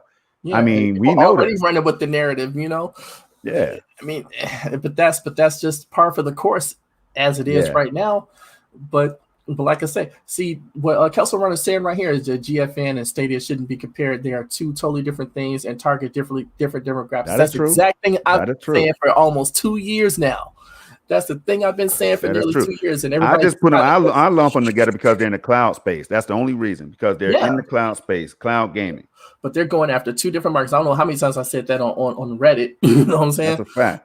They're going after two different audiences, which is fine because everybody has a niche way that they want to play. Well, tell the people who they're going after. Who are they going after? Red GeForce now. Who are they targeting? They're targeting the PC gamers. Yes, sir. That can't afford the actual high-end PC. Giving them an option to play their games in the cloud on the go without having to have a $6,000 rig in order to be able to do it. All right, now tell me who Stadia going after, awesome. Red? Do you know who Stadia going after? Stadia's going after everybody. Stadia's going after the whole damn planet. Anybody that's thinking about gaming. They going after everybody. And the reason why you can see that is because they have a hybrid sort of semi-console, semi-PC thing in the cloud where PC gamers, if they want to play, mouse and keyboard, they have that option. Console gamers want to play with the controller on the TV, they have that option. And then you also have that option to go mobile with it and do whatever you're going to do. So, I mean, there's a place for everybody in the market.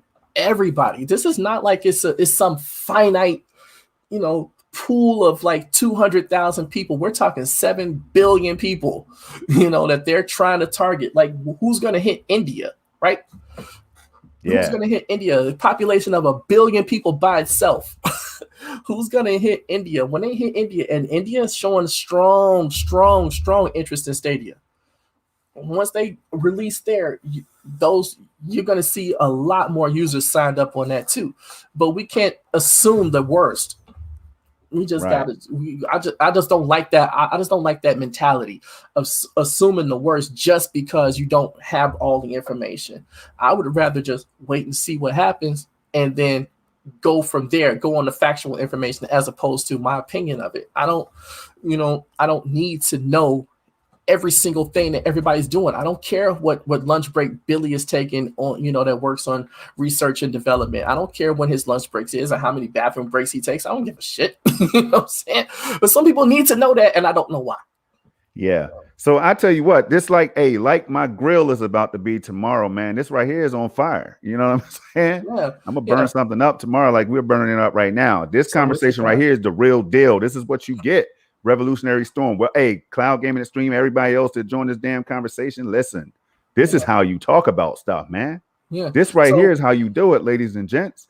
Like, you come in here, you have a conversation, you put it out there. Like, no need to be thinking about it. Let's all put it out there so we all can think, because I tell you what, xCloud is going to make this thing hot when they upgrade those server blades. Yes, but remember, we are already being told that Stadia is upgrading as well, like already, right? They're already upgrading now. Whether that's going to happen simultaneously. xCloud's been out there for what, 6 years now? Yeah. It's been out there for a minute, man. I know it was in beta for a long time, and I was there since beta. since early on. I was there, and I have videos. Open beta.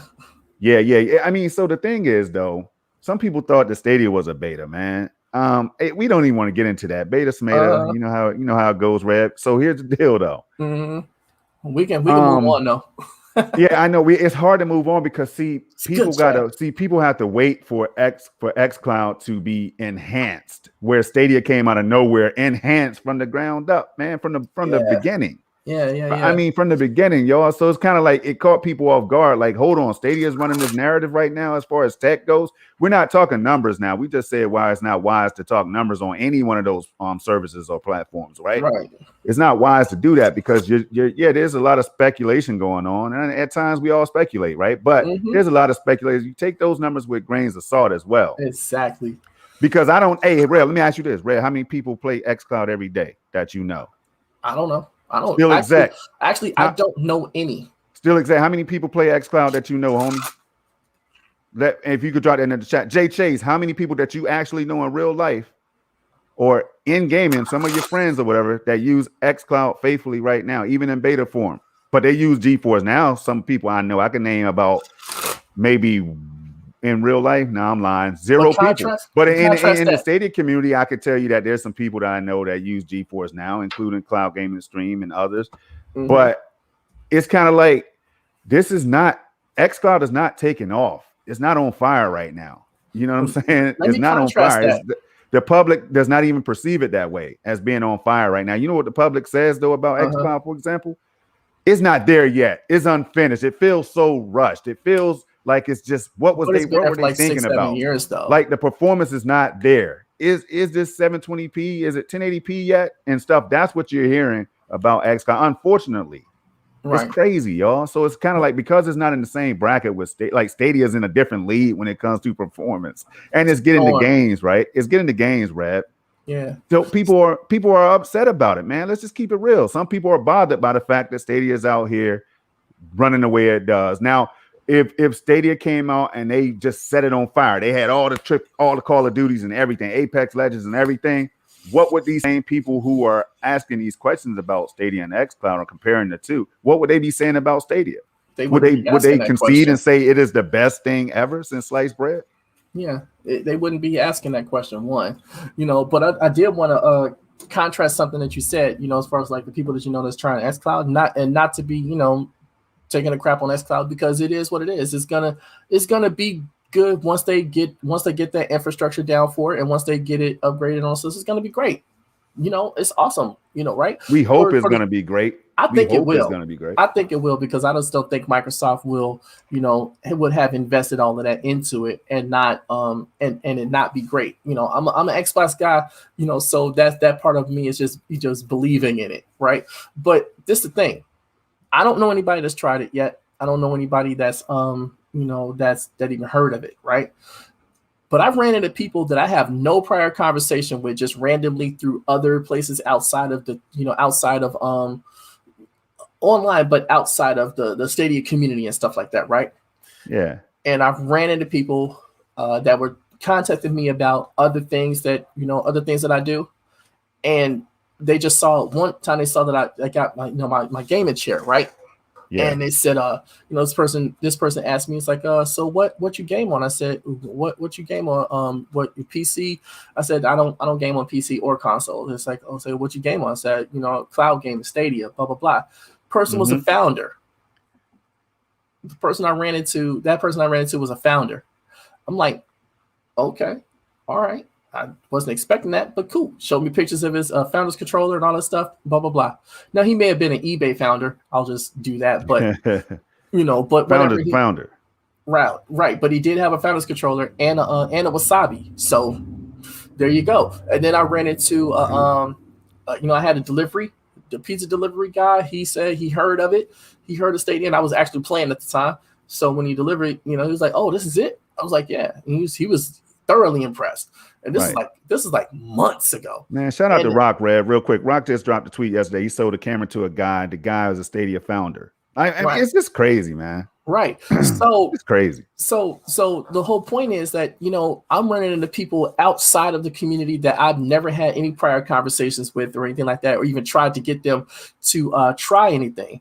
But also I had somebody just give a try, and I got a free month of Stadia for June. So, I mean, it's growing. That's the whole point I'm trying to make. It's growing. It may be slow. We don't know how fast it is, because look, they sold out all of the premiere editions that they had for all the promotions that they had last year. And they probably almost sold out of all of the Resident Evil premiere editions that they had. For now they have the UK thing that we're going to talk about, the UK promotion where they're giving more premiere editions. I mean, come on, man. Like, if there was no interest, they wouldn't be selling out of these things. They just wouldn't. Now, they're not putting out the numbers, but that doesn't mean that they're not getting them. Yeah. Yeah. So and again, like right here, let me highlight this one more time, man. Cloud Gaming and Stream, y'all. Check them out. You know what I'm saying? If I don't know if you what are you doing if you don't check them out? You know what I mean? So appreciate good cloud gaming conversations. Thanks for the chat. All good discussion. Gotta head out. Hey, man, look, this is what it's supposed to be like. It's not like, because if they're watching, if Stadia, for example, or GeForce Now and all, if they're watching what we do and what we say, they're going to probably take that back to the lab in the whiteboard or whatever, and and take notes of what we're saying and give the consumers what we really want. So that's what, and we've seen that happen before. So don't think that it can't happen. You know, so that's what this is all about. It's not that tiptoeing cookie cutter stuff. This is why me and Rev got together in the first place, y'all. Like, we appreciate and respect everybody else's content and what you all are doing. And we fully support it too. Fully support it, especially when you show love to us, by the way. Yep. Man, look, though. But when you come over to Revolutionary Storm, we're gonna have that real deal conversation. You know what I'm saying? Things that people might not talk about, think about, or would dare even say. I mean, do you agree, Red? Yep. Yep. All right. You get no disagreement out of me on this one. You know, man, I said, we want the conversation. It's all good. I don't, you know, like I said, I'm not here to be adversarial to anybody. I don't, man. I think it does not occupy that much space in my mind. I think people know, but we do get hyped sometimes, like we all do as gamers. We all get hyped because we love this shit. That's what there's a reason why there's a console war and all that stuff, and out there people get passionate about what we do here gaming. You know what I'm saying? They do. Rucker's in the house saying, Red, you don't care about Stadia sub numbers, but you pump the views on that Stadia video. That's weird. Yeah, that's just to show that there's interest in it. You know, not to sit there and say that this is that many users. We don't know. Like I said before, when I showed that video, when we had it up on the screen, I said if they even got 10% of that's a win. Like I say, I'm not saying that 26 million people are gonna use Stadia. I just said, hey, look, that there's interest there. Exactly. So I said from a hater angle, even if it's from a hater perspective of some of those, because it got some dislikes on it. You know what I mean? But we know that there's some Stadia haters. We all acknowledge that. I hope we all know that there's some Stadia haters out there. But we're trying to figure out what is the reason. What's the reason? It's not about what Stadia is not doing. Context, man. That's all. It's not about what Stadia is not doing. It's about something else, man. But we're gonna discover that. We're gonna figure it out. Yeah, but good shout out though. You know what I'm saying? Because like I say, I don't mind clarifying that. Because like I said, I wasn't saying that look, this shows that Stadia is growing at an exponential rate. No, like I said, it's showing that there's interest. So even if there was just like 10%, 1%, whatever, however many people that signed up to use this new platform is still new to the market, you know, that hasn't been out for 5 years or whatever, you know, if any of those people that looked at the video and then signed up for it, that's a win, period. If they just got one person, that's a win. You know, and we got to stop looking at this like, oh, if they don't hit this number, you know, they failed.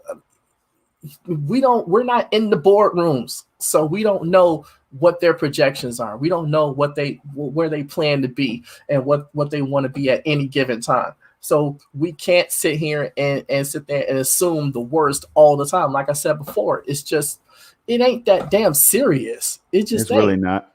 You know, really, but if you want to show that there's interest in it, you can go to this video. What explains that video in particular explains what Stadia is and gives all the best information for people to, you know, make a decision on it or not. That's why it's got that many views. And, you know, there's been people that posted it to show other people, you know? And so, we're going to show you that there's interest there. We're going to show you the numbers of how many views the video got. But I'm not sitting there saying that doesn't change my opinion about, you know, the actual numbers that Google has. I don't care about that. I just don't. And I can understand why, man. And we still have some more stuff for y'all to go, but that conversation right there is one that we needed. This is what I live for right here. I live to have these real conversations. More than Ubisoft game stuff. I don't want to have the Mr. Rogers. Shout out to Mr. Rogers, but I don't want to have the Mr. Rogers conversations or whatever. That's, you know, more laid back and more the same stuff, man. We got to fire this thing up sometimes. You know what I mean? We have to get it. We have to get it popping in here, and you guys are definitely responsible for that today. Me and Red, we're going to chill. We're going to be cool, but here comes you guys. You know what I'm saying? But look, we appreciate each and every one of you. I hope y'all hit that like button, man. Hopefully you hit that subscribe button on my homie Rev's channel. If you haven't hit it on mine, you can hit that. It's just a red button, people. It's just a red button that says, you know what? These guys are out here making content that's Stadia and gaming related. So I kind of like what they say from time to time. I'm going to check them out. That's all you're doing. So hit that subscribe button, y'all. Hit that like button, turn notifications on so you know when we're live. But speaking of when we're live, Rev, when are we live? What day of the week and time, man? What time zone and all that? Sundays, 10 You can say your 10, time zone. No, you can say your time zone. 10:30, like 10 o'clock my time, which is Central Time, 11 o'clock Eastern Time, which is Storm's time. You know, we get it popping every single Sunday. We do this. But just want to let you know, programming note, there will be no show next week. No, not next week. Not next there will week. Be For no good show reason. next week, but for an excellent reason. My son is graduating high school, and he's graduating on the day of on that Sunday, which is the 13th. So wait, no, not this week. Not next. There's gonna be a show this week. It'll be on my channel this coming Sunday, which will be the 6th. But there won't be a show on the 13th. So just a correction on that. So we'll do another show. We'll do episode 7 is going to be on my channel on, like I say, on the 6th. Yes. And then on the 13th, there will not be a show. So we're going to try and do something special for you guys. We'll figure it out, during the week, and we'll get you, you'll just stay plugged into our Twitters. And make sure you subscribe to both our channels so that way you don't miss anything. And you guys are just amazing. And Aminar's in the building. Like, come on, man. In the building, man. When Aminar is here, you know what time it is, y'all. It's time to turn up even more. It's time to get Stadia out there even more, y'all. It's time to do the Stadia dance. It's time to do the Stadia dance for Aminar and everything. Hey, check it out, man. Shout out to all gamers. All gamers from all platforms, man. This is how we do. If you're an Xbox, then you know what it feels like to be engaged by the ponies or whatever. If you're a pony, likewise, if you're a 10 drone, hold on. If you're in a 10 drone, you know how it feels to be attacked from every angle. Now here in the cloud, y'all, this is a whole different type of beast right here. So, hey, at the end of the day, we're all gamers, people. We're all gamers, but we're going to be fact checking and everything. Like, you all come at us, we come at you all. That's just how we do it. It could be healthy and fun too. It could be healthy and fun. This is proof of that. So we appreciate y'all. Aminar just dropped something, and I've not even heard of this. So, all right, hold on. Let me see. Which is it? His last one. His last comment. Oh, okay. All right. Hold on 1 second. Let me get down there. I was trying to make sure everybody gets highlighted so we can go back and watch it and see what you all are really saying. Get to digest it while I eat my lunch. Right. So he says, what do you guys think of the Amazon Luna exclusive game they are about to release with a bunch of microtransactions? What game is this? I want to know, but if he heard about it, it must be real. Yeah, what game is this? Because I have no idea. All I know about Amazon and their games is that they keep canceling them. I don't know. I don't know what they have coming out. I have no idea because every game I keep hearing about gets canceled. So I couldn't tell you. So if you got some information on that, please drop it in the chat and we can check it out and we can get your opinion or whatever. Yeah. So we're gonna move on, y'all. I'm just trying to make sure I get all of your chat, man. I don't like to miss anybody. You know what I mean? Because I want you all to come back and check this out later because everything that's being said here is kind of like a bookmark. And I know people don't like using the word receipts or whatever, but man, hey, it is what it is. So what me and Rev are saying here, we stand by. If we didn't stand by it, we wouldn't say it, man. Could we be wrong at times? We could. Everybody could. You know, I'm always wrong, yeah, like we just said, the closure of SG&E. Nobody saw that coming, man. We thought there was great potential, right? And I know Rev don't want to talk about SG&E, but as long as I'm on this panel with you, bro, we got to do it, man. We have to do it because when we get ready to celebrate, Rev, it can't be all celebrations without the turmoil, man. Yeah, but like I said, we always go into that. We go into that every single episode. For some strange reason, we're always talking about SG&E, and I don't know why, but because like I said, I feel like it's old now. Red, because people are still bringing it up. The media, the gaming media, they're still bringing it up, man. So we have to talk about it. We have to read it. You can't skip that news, Red, my brother. I ain't skipping it. I'm just saying, if it has the closure of SG&E, but it has some other good stuff in there, you can't overlook it, Red. You know what I'm saying? Kristen Woods in the building, man. Everybody's in the building right now, it seems. Damn, man. Hey, look, we're gonna keep on rocking. You got that Chicago Bulls avatar. You know what I'm saying? That's just love, man. Big, huge Bulls fan. Used to work for him, all that. I talked about that enough times. I hated him. I don't care if you hated him. And I definitely don't like what they did to MJ, man. I didn't really like. I'm an Orlando Magic fan, and when we beat y'all the Bulls that time, man, I was so happy, bro. You talking about 95? Yeah, I was there. Yeah. I was there for that. I was there. So. I was there for that game for that whole series, but I think it was game 6 or so. Yeah. Yeah, it was Game 6, and they carry Horace Grant off the on their shoulders and everything. Completely disrespectful, but whatever. That's par for the course. But I love the Magic, man. Hey, that's what's up, man. I appreciate it. And see, I right there, that's all us. love So we're gonna get to this OnePlus, man. As soon as I can find this article, Rev. If you could get it before I do, please pull it up. I got so many links. I didn't. Hold on. I didn't even have it. You I had got it. Got it right here. All right, Oh, here we go. Yeah. On the more positive side, that shows how and why Stadia is going to be in the hands of more gamers soon. You know what I mean? Hold on, let me share this real quick. Yes, sir. Yeah, here we go. Let's do it. OnePlus, there it is. Stadia Revolution, man, for pointing this out. I appreciate you, bro. Here it is. OnePlus offers free Stadia Premier Edition with new device purchases in Europe. So in the European territories where Stadia is available, y'all, you could check this out, man, for all OnePlus owners. Man, how many? I can't even count how many promotions. Now, we were talking about, some people used to say Stadia is not doing anything to let people know, inform people, and make them aware of what the product is about and what it's capable of and what it does. They just need to do more.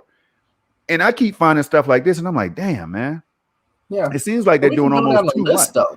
We can go down the list, though. Like they started this back in January 2020 when they had the deal with British Telecom. They were giving away Premier Editions for people to sign up for that highest speed internet. Then they went to Verizon Fios to do Premier Editions for that. Then somewhere in the middle of in the middle of May, near the end of May, like a year ago, they announced a partnership with T-Mobile where they were handing out codes and stuff to get T-Mobile, to get Stadia through T-Mobile. Then there was one other thing that they announced. I can't think of it right now. Then what was that? January, yeah, because I'm going outside of their own thing. But then January they announced the partnership with LG and a couple other TV manufacturers to get Stadia preloaded onto the platform. They had the ROG thing where Stadia is coming preloaded on there. The Chromebooks with Stadia is coming preloaded. I mean, they're again growing organically, just getting it in the hands of people. So even with OnePlus, they have a thing, I think, with that they announced last year that they were gonna have it on preloaded on there. I think I gotta look back and see, but this is just again getting the Premier Edition in front of people, in people's hands, and more marketing. So go into it. Hey, Red, man, it's just so awesome to see. Hey, shout out to all the people that really truly believe in Stadia. I understand that they will fail at times, but there's going to be some success out there too, y'all. Like, I again, like, people turn their blind eye to this stuff right here, man. They don't want to talk about it. They don't want to highlight it. They have to touch on it because they cover news and everything. But do they really want to genuinely celebrate moves like this and marketing and promotions like this when it comes to Stadia? I mean, I don't know. Sometimes I wonder, man.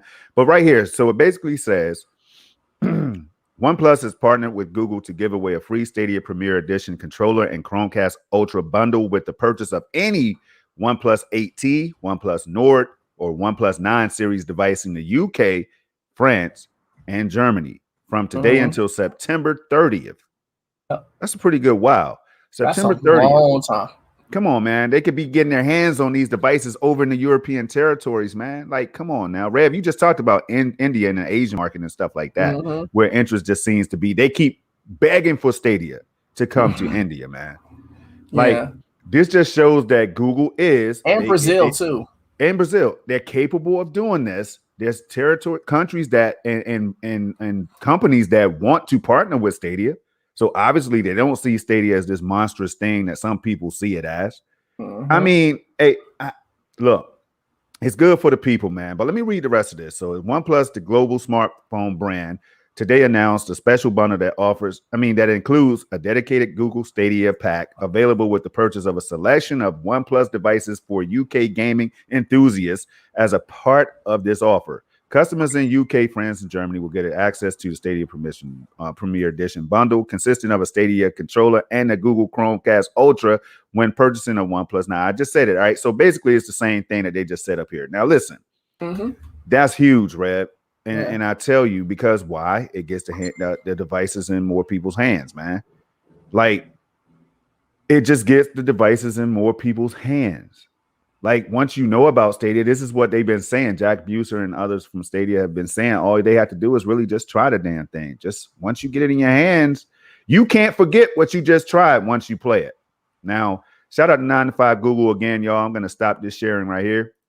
Once you get Stadia in your hands, people, you're probably going to be like me, Rev, and everybody in this chat who loves the platform, who loves the technology and the possibilities and potential of Stadia. So, Rev, with that being said, man, do you want to add anything else to this? Yeah. Can you highlight Junior Thomas's comment Junior about Thanos? Let me see. Junior Thanos. Yeah. About what? Said Thomas on it. It's about the LG TV thing. Got it right here. Yeah. So he was asking like, was that? It was announced in January, right? And that's going to come out later this year. So it's going to be in the second half of the year. Probably more towards the holiday shopping season. That's for the last thing that I kind of heard on that. So that's why you're not seeing it exactly right at this moment, because it's not set to make its debut just yet. But that's coming near the end of the year. As far as like probably in the holiday shopping season. Because that's the last I heard about when that was supposed to be. So yeah. But I mean, look, this is just another thing. Like we were saying, all they have to do is get it in front of people and let people try it out for themselves. And that's kind of what they've been trying to do through YouTube promotions, through game promotions, or all that stuff and everything. And so that's awesome for me. Now, what Aminar said right there, right, when he said he didn't know about what game it was, it's probably New World. Like somebody else was saying, because that's the only game I think I haven't heard that they canceled yet. But if they're filling it with transactions like that, it's probably going to go the way of Crucible. And I hope that that's not the case. I really do. I know that they're doing a lot of learning over there. I know that Amazon's doing a lot of learning too. When we talk about people learning, companies learning from their mistakes, man, hopefully they're doing that. Yep. Yeah. I hope that they don't do this. I swear I hope they don't do that. Yep. So, but just, I mean, that's just one more promotion, man. We've heard them partnering with Verizon and BT, which is British Telecommunications or something like that. Telecom. Yeah. Over and man, and just so it's just everywhere you look, man. They're putting out these premiere editions or whatever into people's hands. Because it doesn't cost them shit to do it. It really doesn't. It really doesn't, man. And that's the beauty of it. It doesn't cost them anything to really do that. As far as they could take a loss on premiere editions, they can do that because they're not losing hundreds of dollars on it, right? They're not losing thousands. They maybe lose like $10-15 on it, if that, per unit. I think they can eat that cost. Google has enough money. But it's not like it's Microsoft where they're or Sony where they're selling loss leaders where they're gonna lose, a couple $100 on it no matter what, per console. That's why they price them so high. So they could try to make some money back on it, And I think they were saying, that they're saying that the PS5 is gonna be profitable soon. And that's great. That's great for them, and I'm happy for them with that because that shows that there's a lot of interest there, and people have even with the shortages and everything, people are still getting their hands on it. So contrast that with Stadia. It doesn't cost them anything to just post a link to say, here, sign up for Stadia, on Twitter and play through your web browser. That doesn't cost them anything. Right. And then just having a premiere edition on top of that, where it costs them maybe what, 10, 15, 20 bucks to make, and then, send it out to somebody. I don't think they even care that much, about giving these things away. I mean, because Google has been known to give away things. They've been known that. I've got free stuff from Google and I wasn't even looking for it, right? So outside of Stadia, I had to learn this myself. Outside of Stadia. trying There's to a tell track you. record.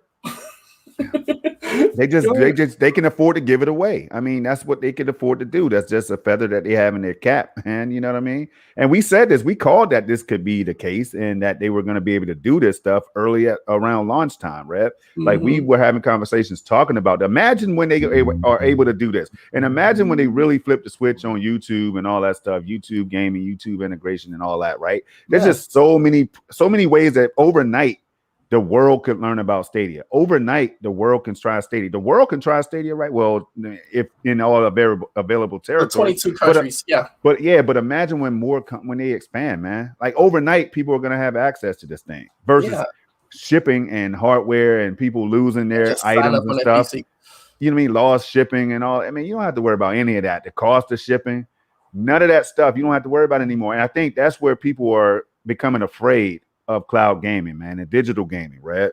Yeah. I think it's that. I think people are saying that it's gonna be the death of consoles, man. You're starting to hear more and more people say that, including the big gaming media, big YouTubers and stuff. They're throwing that in, and I think that's creating this fear. The death of consoles. I know it's not. It's not. They're saying cloud gaming. Cloud gaming ain't gonna be the death of consoles. Let me tell you definitively right now what's gonna be the death of consoles. You want to know what that is? Anybody in chat, y'all want to know what's going to be the death of consoles? The console makers. They're going to be the death of consoles because good point. They're the ones that's going to say, "Nah, we don't want to keep losing money on these things like that. We'll get our infrastructure this way and we'll get our money this way." And that's why you see a lot of these companies like Sony, like Microsoft, like Netflix, like Walmart, like all these different companies getting invested in cloud gaming because it doesn't cost them anything. But the people that make hardware, the people that make the consoles, they're going to be the ones that kill it, not just solely cloud gaming. They don't want to keep losing money on having to manufacture all of these different, all these different boxes every 5, 6, 7, 8 years, only to not sell as many as they want for some companies or and meet their numbers for others. But still, they're still loss leaders. That's what they're called in the business, loss leaders. So some, with the advent of cloud technology is giving them an option to not have to incur those costs. So who's gonna be the people that's gonna kill it? Again, the console makers. Not Stadia, not GeForce Now, not any other place is going to be the makers. They're the ones that's going to make that decision, and that ain't going to have anything to do with Stadia. I'm telling you right now. I think that was excellent. Rev, I'm telling you right now, bro. You just broke it down in the way. I want to answer Liam's question right here, though, man. Do you think Stadia would be preloaded on Samsung TVs? At one point, I thought that was the case, but then I know that they're not going to incorporate Google TV. At this point, they're going to continue. They're going to stick with Tizen or whatever, the Tizen OS. But anything's possible, man. When it comes to that LG, TCL, Sony, I think displays, somebody else, I think, are all going to be implementing Google TV. And with Google TV, you're going to have Stadia eventually. That's going to be baked into. The app is going to be right there available for all Google TV users and for all of those TV brand, the owners of those TV brands and stuff, right? Mm-hmm. So overnight, again, that's going to potentially bring access to millions more gamers, and all they have to do is turn their TV, and Stadia could promote and advertise and say, if you own one of these displays, you can now sign up and get this while you're doing so. Get a free trial of Pro and all of this or whatever, and whatever they decide to bundle in, man, it's all going to be on at that point, it's going to be on the marketing and advertising team to how much traction Stadia gains. You know what I mean? Depending on that team, that would determine how much traction Stadia gains after these all these power moves have been implemented. Eminar has said, every PS5 performs the same in every house, and Stadia doesn't. Well, but it still depends on the internet in the house, because if you think that the PlayStation 5 isn't internet connected, or need internet connection to run their games, because you're not purchasing the game on the actual disc. That's just an access code that's just an access key that they have at this point. Basically every game runs off a server. So it's still internet dependent. And with Stadia, if its performance the Stadia performs the same way everywhere. The only thing that makes a difference is if you have some sort of interruption or some thing going on with your internet, which Stadia revealed for a lot of people that they didn't even know that they had these problems with their internet when Stadia came out, because it wasn't Stadia. Stadia runs the same way. As long as your internet, you have a clear signal, you're good. You know, like I said, when I first started, I had a brand new wire from the box to my modem and all of that stuff. And so when I plugged in my Ethernet cable, it was all good, no problems. Then I had a squirrel eat into my cable, which then affected my internet overall. And then it finally started affecting my Stadia play. And once I got that fixed, there was no problem. So it's not that Stadia doesn't work. And it's in certain situations. Is that if you have an internet problem, you're going to have problems overall. And Stadia is just going to be one aspect that's affected. It's not just because it performs differently. If you got a good enough connection, which is like at the maximum 35 megabits per second, and majority of the world that has high-speed internet is well above that, especially in the 22 countries that Stadia is in, you're going to get mostly the same experience. Yeah. Now go ahead. No, go ahead. No, finish that up. I was just going to highlight right here the Cloud Gaming Dad. Shout out to Cloud Gaming Dad, man. People making moves. He says he's going to have the devs of Blue Fire in the chat on Tuesday, y'all. So check that out. If that's what you mean, Cloud Gaming Dad, check that out. Give the people a time, man. Give them a time where they can drop that where in they there can check that out. Yeah, drop that in there so we can signal boost that. You know what I'm saying? We want to promote, and also everybody take a step back. Take a step back from this whole conversation. Every single person in here sub to everybody else's channel. I see Bibby Bop in the building. That's what's up, man. So give Cloud Gaming Dad a sub and give everybody else a sub too. All right, two people just got the moderator ability. You know what I'm saying? Y'all know how I do it. I like to spread that love. If you all show up all the time, you don't have to be a content creator to get that mod treatment where you could drop these links and stuff like that. All you have to do is show up and be a part of the conversation, y'all. Just tune in, show a little bit of love, and that's it. So now you guys are gonna be able to drop links. Like if you find breaking news or whatever, you could share it. If you make content, you could drop your channel links, your times and all that, schedule, whatever you need to drop, man. This is an unselfish place right here. Right. So here's the deal. Hell of a show so far, man. I can't keep up with the chat, man. I'm worn out. I need a damn bot. You know what I'm saying? I need a robot or something to take care of this for me. Rev, I'm not Rev. It's crazy, y'all. Like, I think people hit me. You guys are crazy today, man. You're crazy, but we got what we love, each and every one. That's why I'm taking my time to highlight each and every one of you all. You know what I'm saying? So that way you can let the kids see, like, yo, my comment was up there. Check them out. Project Storm and Rev, some cool guys. You know what I'm saying? Yeah, come on in there. So here it is. I'm playing Destiny 2, Bibbidi Bop says, after a few days away, and man, it feels like 120 hertz. Don't get them started, Bibbidi. Don't get me started either. The response, hey, Brian from Club Stadia said the same thing, y'all. I saw that. I've dropped an article. Don't make me pull the article back up of negative latency. Like Madge Picard from he's like one of the VP of engineering at Stadia, reminded us that there's this thing called negative latency. Man, I don't want to go into it, but that's supposed to be implemented. It could be implemented right now because he said within a year or two, like, that they're going to implement this negative latency technology that's going to make Stadia feel more responsive than a local PC or console.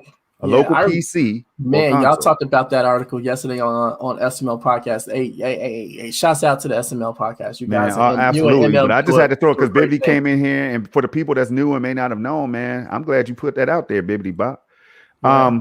I remember that article. That article got ripped to shreds by all the other gaming media before, because it came out before Stadia launched, and they tried to cover it, and then they, the people like Verge and Kotaku and other places, they just kind of ripped it to shreds, and I'm like, my God, man, it's just, they're gonna be playing the game for you because it's gonna predict what button you press, and it's just gonna load the frame. So are you really playing the game? Man, people are trying to understand this technology. They're trying to understand it, man. We're coming from consoles and PC. We don't understand what the cloud is about yet, people. That's why it's so interesting. I'm telling you, next time it's dinner time or lunchtime, grab a plate of food, research Stadia's tech, right? Just Yes, read some sir. stuff while you're eating. Read about Stadia's tech and how awesome it is. And whatever tech you prefer. GeForce Now, Shadow, Luna, we call out all of them. We don't hate them. We're not allergic to those services. I try them all. You know what I mean? It just comes down to Stadia performing the best at up to 4K, and that's what I have a 4K, 4K TVs in this room alone, 65-inch QADT from Samsung, and that's 120 hertz native. Then I have another 55-inch KS8500 curved TV from I forget the year, 2016 or something. But I mean, I have that right now looking at your chat. I mean, you guys talking and stuff on. It's just crazy, y'all. This technology just blows me away. And that's what's making people so mad and so butthurt at times about Stadia in the first place. You know, you just saying that, right? Yeah. I remember like right before Stadia launched, right? And people were talking about, oh, we don't know if it's going to perform. And it's the other, you know, going through like the Facebook groups and all this stuff, you know. And it was just amazing how many people just had so many doubts. And I'm sitting here telling people, I'm like, well, look, if it wasn't running correctly, if it wasn't something that they felt confident about, trust me, they would not put this out. So I have no doubt that this is gonna perform well, you know, right out the box. And it did. But again, it also revealed a lot of issues that people had with their internet that they didn't even know that they had. And once they got those issues fixed, people were like, oh my God, how awesome is this thing, right? You know, in those same groups, those same people. So it's just amazing how far we come in this near 2-year experiment and, you know, this 2-year journey with this platform. And we gotta love that, man. You know, this, again, I say it all the time, but this is what we signed up for when us day oneers. You know, we signed up for this. We signed up to go through the ups and the downs with it, and we signed up to see how it grows over this however period of time that's going to be out there for the world to have, you know, to consume. So, you know, but we got a topic you put up. I want to let's get to that.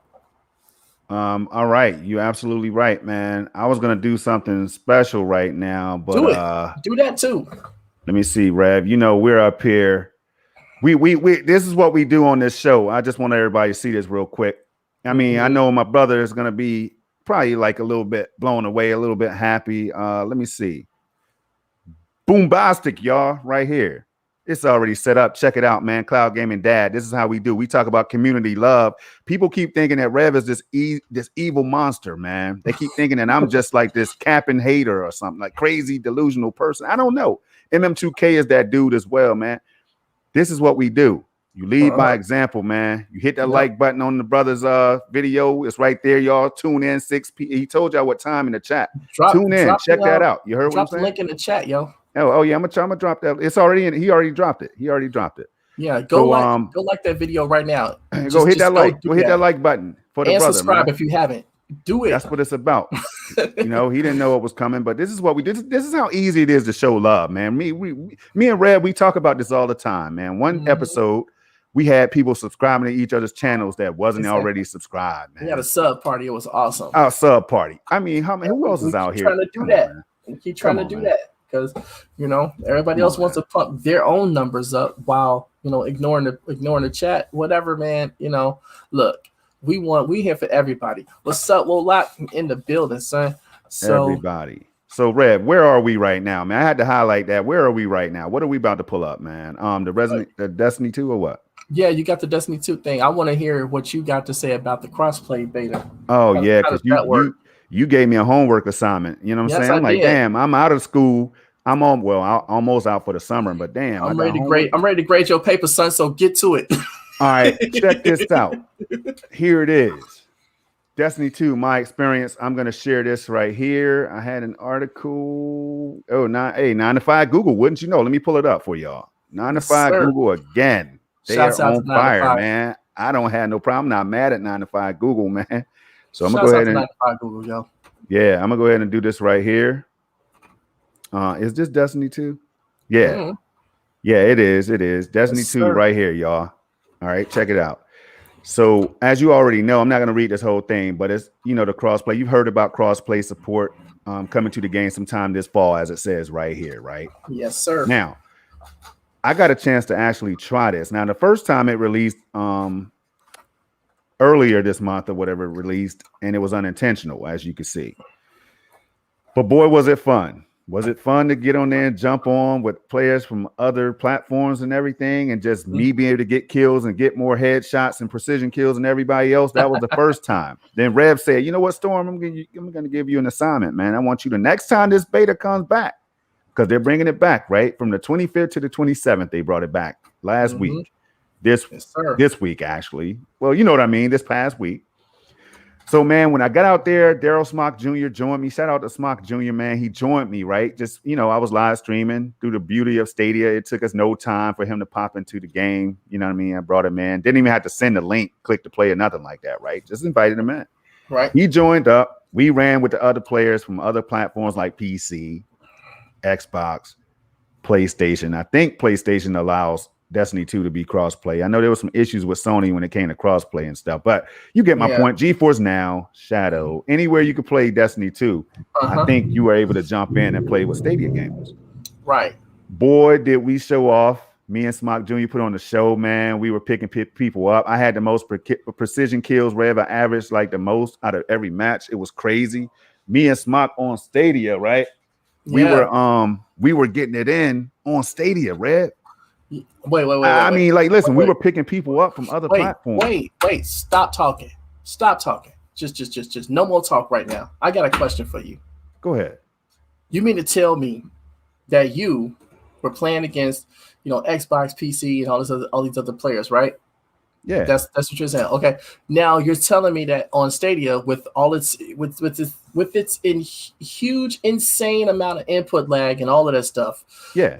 And it being a dead platform, you were able to get precision kills against those, dedicated consoles and stuff like that. And PC gamers, mouse and keyboard and all that stuff with all the precision kills that they can get from there. You mean to tell me that you was leading the league in precision kills on a dead platform with huge input lag? Is that what you're telling me?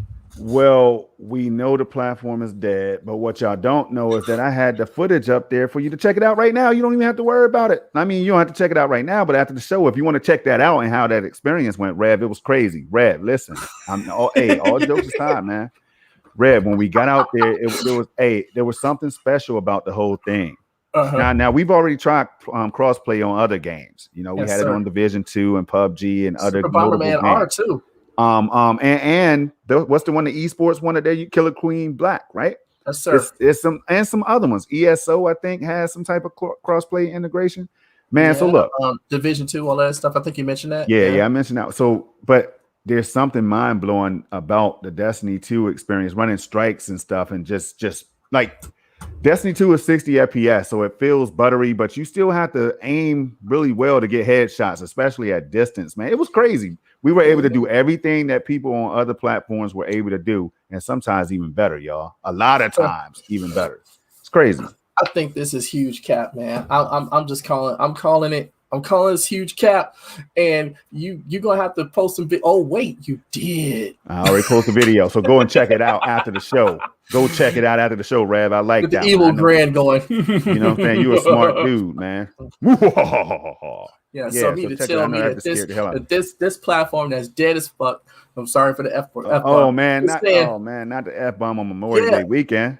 Man, you good. You good, man. Look. We get excited, Red. We get excited. We got grown gamers, man. This channel is a mature channel, man. They're gonna learn today. That's all I got to say. Look, so you're confirming that Stadia, with its 6 years of input lag, from the time you push the button, you gotta wait 6 years in order for the action to pop up on the screen. No, you gotta wait longer than the modem. Remember, what's the internet that used to AOL? AOL. 6K? Yeah. It's my God. People were thinking that they were thinking that it was like that to jump into a match, but it's not, man. Okay. I so you mean to tell me that you was able to get all of that going, and you led the league at precision kills and on Stadia, playing against all these other places that have lower input latency and all that type of stuff, and you was able to still lead the league in that. That's awesome, I know why you're asking. You're asking because people thought Stadia was a laggy mess, man. We've heard stuff like that. We heard it from Washington Post and Digital Foundry about Doom Eternal and stuff. And then, and so people would assume that that's the case. But what if I told y'all that that's not the case, that I'm out here playing at the high levels and completing hard ass missions on Doom Eternal and other games, Rev? It's not just a Destiny. I've seen you do that. Thing. Bro, it's chicken dinners on PUBG. I mean, like, I've seen that. Bro, Madden top 100. I mean, I've seen all of this on Stadia, man. All of these feats and accomplishments is on Stadia, y'all. So could that be, Rev, why Stadia gets so much hate? Wouldn't you hate Stadia too? No, I love it. Look, the gamer in me is just like saying, you know, I have to sit there and see this. You know, I have to try this because, you know, even if I wasn't like completely on board with Stadia from the beginning, I would be hearing a lot more about it and just be curious to try it no matter what. But man, that's so I'm gonna have to give you a grade on this now. Because of what you told me and because of what's out there, I think I'm gonna give you an A+ on this, man. You passed your homework assignment, and I gotta think of something else to give you now. But so you're saying that was a really fun experience, you know, with the crossplay with that, right? I'm telling you, it was better than it was more than what you can ever think, Rev. You can never imagine it, Rev, is what I'm saying. But I tell you what, though, Rev, watch this right here. Boom. I think it's time to talk about this right here. What do you think? Because people already know the gameplay is up there. They could check that out. We don't have to waste time on that any longer. Yeah. All right. Yeah. So can you share a little bit of this, and I'll try to bring this tweet up, man. Capcom is dead, yo. That's all I got to say on that. Capcom is dead. They lost a long-time employee. The guy was working for them for 13 years. Now he's going over to Bungie. So now, you know, Capcom is just out of there. You know, they're gonna stop making games and they're gonna close up shop. Oh man. But no, seriously though, this is. I really don't want to highlight this dude, but he's all right. He's all right, man. We don't know anybody personal. You know, we don't know anybody personal to hate on him and stuff, man. So we're gonna go ahead and shout out the boy Paul Tassi, even though he said some crazy stuff at times. Well, people thought he did. I'll say that much. But anyway, shout out to Paul Tassi right here for bringing this to us. Mm-hmm. But there it is. Mm-hmm. It's Hard to Write by Peter Fabiano. Hard to write this. Hard to write this best, so I've decided to keep it simple. Thank you, everyone at Capcom, for allowing me to grow together with you over the past 13 years. I'm thankful and will cherish the experience forever. All right. Also, right here 4 hours ago, thanks to everyone, both in and outside the studio, that have supported me over the years. I've taken a new position at Bungie, working with some great people and continuing my journey. Eyes up, Guardian. Wow. Let's go. So what is this? Why is this so important to inject this into the show right now? Yeah, because, you know, when people lost their jobs at SG&E, you know, and other divisions, you know, the R&D and all that stuff, you know, they went and found other jobs. And, you know, everybody's telling, oh, this is the death of Stadia because they found jobs somewhere else because they lost their job over there. Okay. That happens. And people just flat out leaving. People flat out left, too, to join other companies like John Justice and others. You know what I mean? Yeah, but you know, that's business. That happens all the time. He got the platform up and running, and he was one of the people that helped get it there, and he was replaced by a guy who also helped do that. So, you know, no harm, no foul. Good luck with, you know, best of luck to everybody in their future endeavors. We're gonna go, you know, John Laurinaitis on that. So, you know, and I don't necessarily. It's not a big deal for that story. It wasn't a big deal for any of the Stadia stories. It's just that Stadia is still new to the market. So, you know, these people that moved on or lost their jobs or whatever, you know, it got blown up, and, you know, rightfully so, whatever. I'm not saying that they were wrong for doing that. I'm just saying that, you know, now at this point, it's like people are just finding, you know, their next move. And that happens across all business, in every industry, in every field. So that's not something that's out of the norm. Is all I'm saying. Mike, and I do appreciate and concur with what you're saying, but this here is, oh man, I think now there's a guy named Project Storm, y'all. He does this 4K, 8K, 120 desktop streaming and all this crazy stuff. He's played Stadia through the Xbox One X and all that through the HDMI port, and he's played Stadia through Shadow PC and all kinds of different things, right? Mm-hmm. But Cloud Gaming Dad right here says, at Stormtrooper of Doom, talking to Stormtrooper. Shout out to Stormtrooper of Doom for joining too. Stadia is my go-to, my number one choice in a house with Xbox One S, as in Sam, PS5, and Oculus. The ease and convenience is huge. Rev, you've been saying this. People have been asking who Stadia is for. Could it be for more people like this who's similar to Cloud Gaming Dad? Have my mic muted. Yes, No, it's yeah, definitely. okay. It's definitely because I was looking for the video for for our show today because I hadn't had it pulled up on Nah, I YouTube. I got want you. to drop in the chat. Got you. So hold on a second. Gonna have to mute that. All right. So I could tell you right now why he's doing that. I feel the same way. I've been saying I have an RTX 3080 in this PC that I built, man. My first build, by the way, been loving it. Love the 3080. Love the fact that it can work with Stadia through hardware acceleration to make the performance even smoother, y'all. It's not going to enhance Stadia gameplay itself natively, right? But it makes the experience smoother on my desktop PC. I love it. It's my only way to play right now, right? Mm-hmm. But I've been saying that it's just like with the Series X sitting right here on the right-hand side of my TV. Why the hell am I coming back to Stadia and playing games over here? Why am I waiting for games like Control to come to Stadia? These are questions for people that's out there who've been playing Stadia, and you, Rev. Like, why is this the case? And Rev, are you guilty of that? Have you been waiting, intentionally missing out on games because you know they're going to come to Stadia? Or do you not even care to even buy another platform ever again, as long as you have Stadia? Okay, that question goes into my reasoning for getting involved with Stadia in the first place. And as I said before, I didn't want to have another box under my TV. I just didn't. I could use that space for other things, like my movies and stuff, which I'm slowly paring down and turning it and converting it to digital. I'm going to get rid of pretty soon. Yeah. Because I'm trying to, do the minimalist thing and not have as much stuff cluttering, but I always wanted to have a digital option for video games, and Stadia presented that to me, and it presented the best way for me to go about that for what I was trying to do. Now, currently, it is still my preferred way to play. It is still the number one choice that I have, and it's still the go-to for me. Nothing has changed in that near 2-year period since I first heard about it. And we're coming up on the 2-year anniversary of Stadia being announced on our next show. When they started taking pre-orders is June 6th. That's going to be our next show. So we're going to talk about that definitely.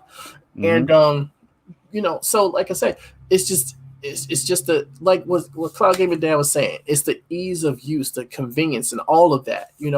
That was one of the main deciding factors for me as far as when I got involved in this. And that's still one of the driving factors. Is just that everything has kind of evolved since then, but the core of it is still the fact that I can do it even if I choose not to.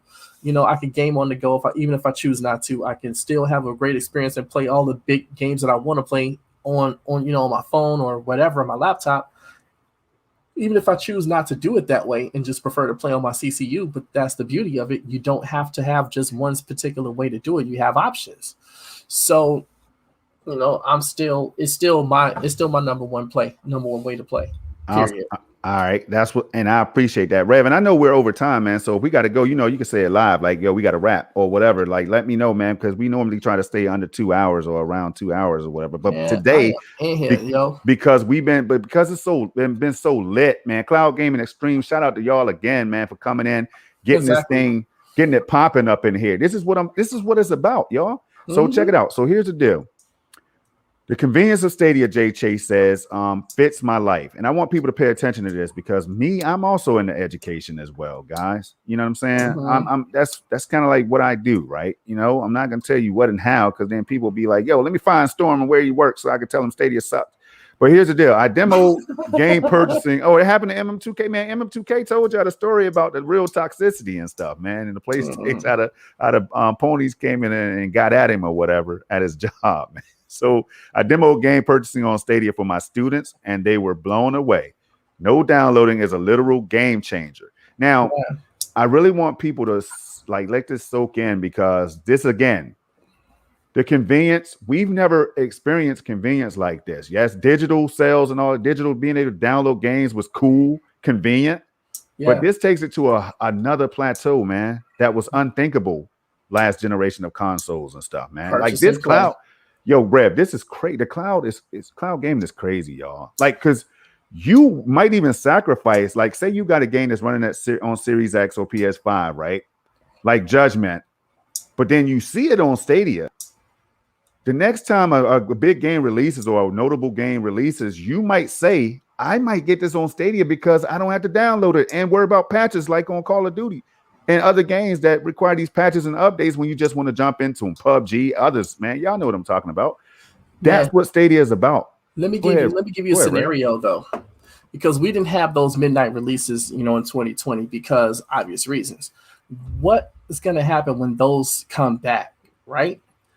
And we get the new Madden on on Stadia same day as it releases on PS5, Xbox, or whatever, and there's that. Even though I don't think that would be the case anymore, but there's a line of people waiting outside of the wherever they're going to get the game from to get the physical copy, and then having to take it home or be out there downloading, having to download the game and stuff like that or whatever. And we're just sitting there. We just walk in with our PlayStation, with our Stadia controller, attached to our phones and everything, and we just purchase it right there in the Stadia store in front of everybody and start playing it like right then and there.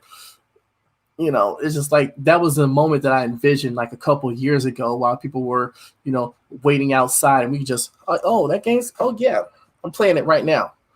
What do you mean you playing it right now? Because even if you purchase the physical copy, you got to wait for the downloads and updates and stuff like that. When you get it home, you got to drive home, put it in the console, wait for the updates, wait for the all that stuff to download onto the system, and then you can get to play it a couple hours later when you could just sit there and pick the, open the Stadia store up on your phone or your laptop or whatever, and just purchase it, play it, and be done. That's a game changer, man. It still is. I'm sorry. It just is. We're gonna stop the show real quick and say hit that subscribe button. Y'all still have time, you know what I'm saying? Pull up another window if you can, or whatever you got to do. Hit this brother right here up. Subscribe to the Stadia Revolution, y'all. Next show will be on his channel. I thought that we were going to be pushing the show back, but it seems Rev says that we might be live next Sunday, Rev. No, we will be. We will be live next Sunday. Okay, we're live next Sunday, but the following Sunday, y'all. The following Sunday. Yeah, we'll be taking that break, man. Shout out to Rev and the son for graduating and all that stuff, man. That's what it's all about when we're talking education out here. Hey, Kessel Runner is in the building, said, plus for me, the Stadia controller is my favorite controller I've ever used. It is amazing, right? It is. I'll say this. I got to confess now. This is how real I keep it. The Series X controller, because I was used to it, I actually play Stadia all the time. All those gameplay videos you all are seeing right now is with the Series X controller. And I'm not afraid to say that. Now, my Stadia controller, I promise you, is right here. That's it right here. I'm tapping on it, right? It's right here. It fits my hands perfectly and everything, right? Oh, my God, yeah. But it's just the placement of the I think for me, when it comes to games like PUBG and others, like the D-pad being at the bottom of the controller, it's more convenient for me to cycle through my inventory when I'm playing a game like PUBG. And because of that reason, I'm playing mainly with the Series X controller, man. And I think, I don't know, Red, but it feels good when playing Stadia, man. And just to be able to do this in the cloud in the first place is crazy as hell, man. Crazy as hell. Yeah. I was looking at one of Kessel Runner's comments saying Stadia is just magical. I swear to God, it is. Because, look, there's a thing. This thing ain't supposed to work the way it does. It's just not supposed to. This is some wizardry that they came up with, and I still don't understand it completely. And I've been using this thing for almost 2 years.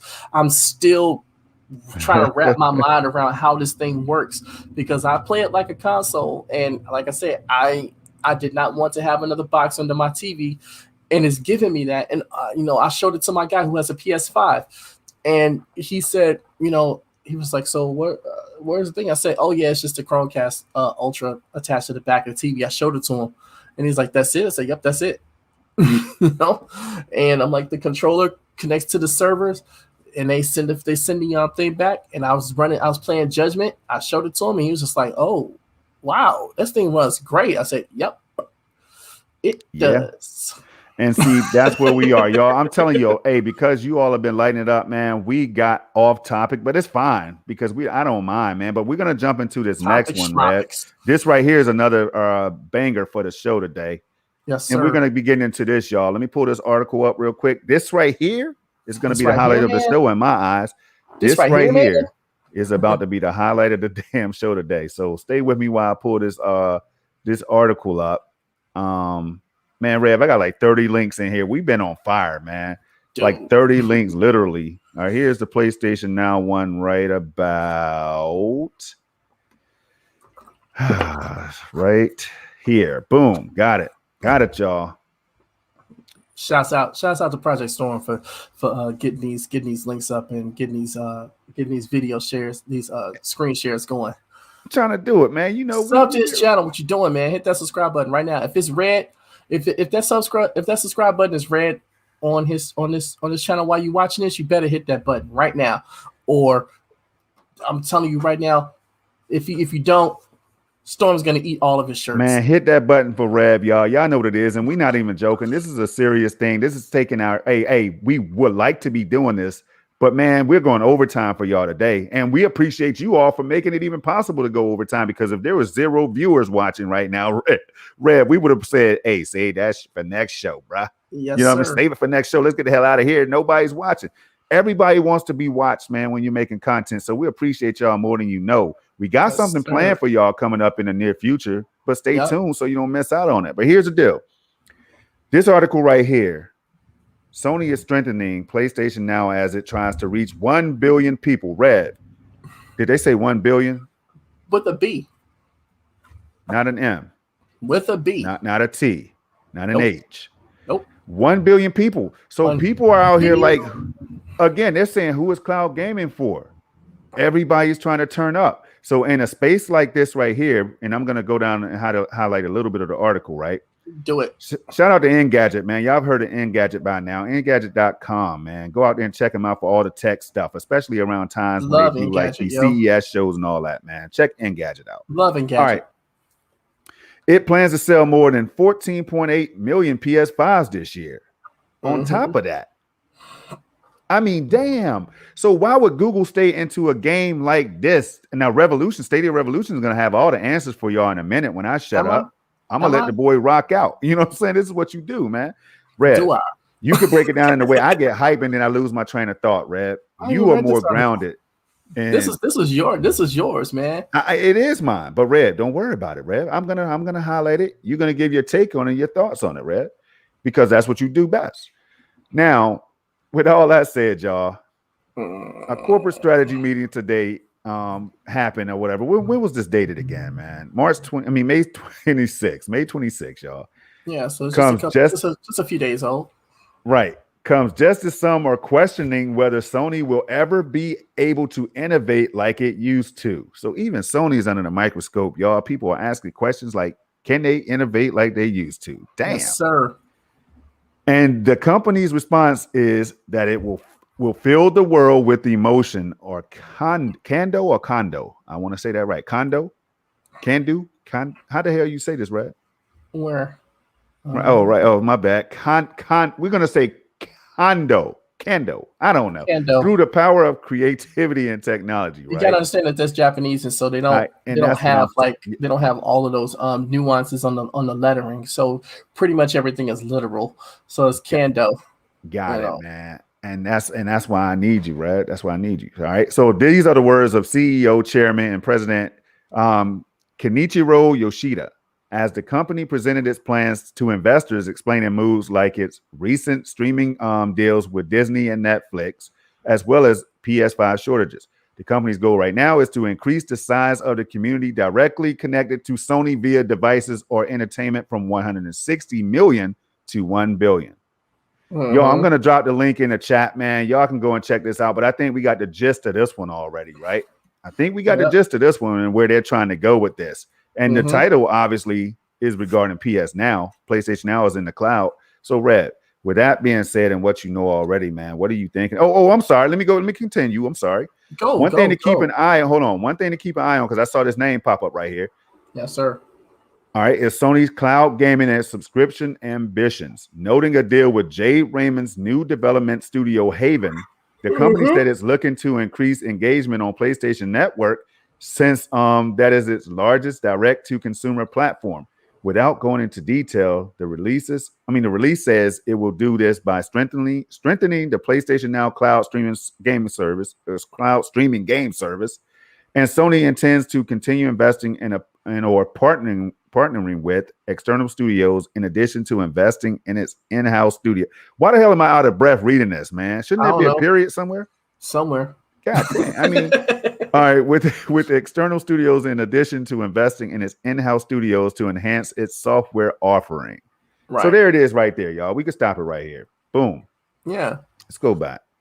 So, Red, mm-hmm. Why would they be focusing on PS Now and trying to reach 1 billion users? I know that sounds like a dumb question, but please answer it, please. Yeah, well, first thing, it's all about money. 1 billion users is gonna translate into like what, $1 trillion, couple trillion, quadrillion dollars for them.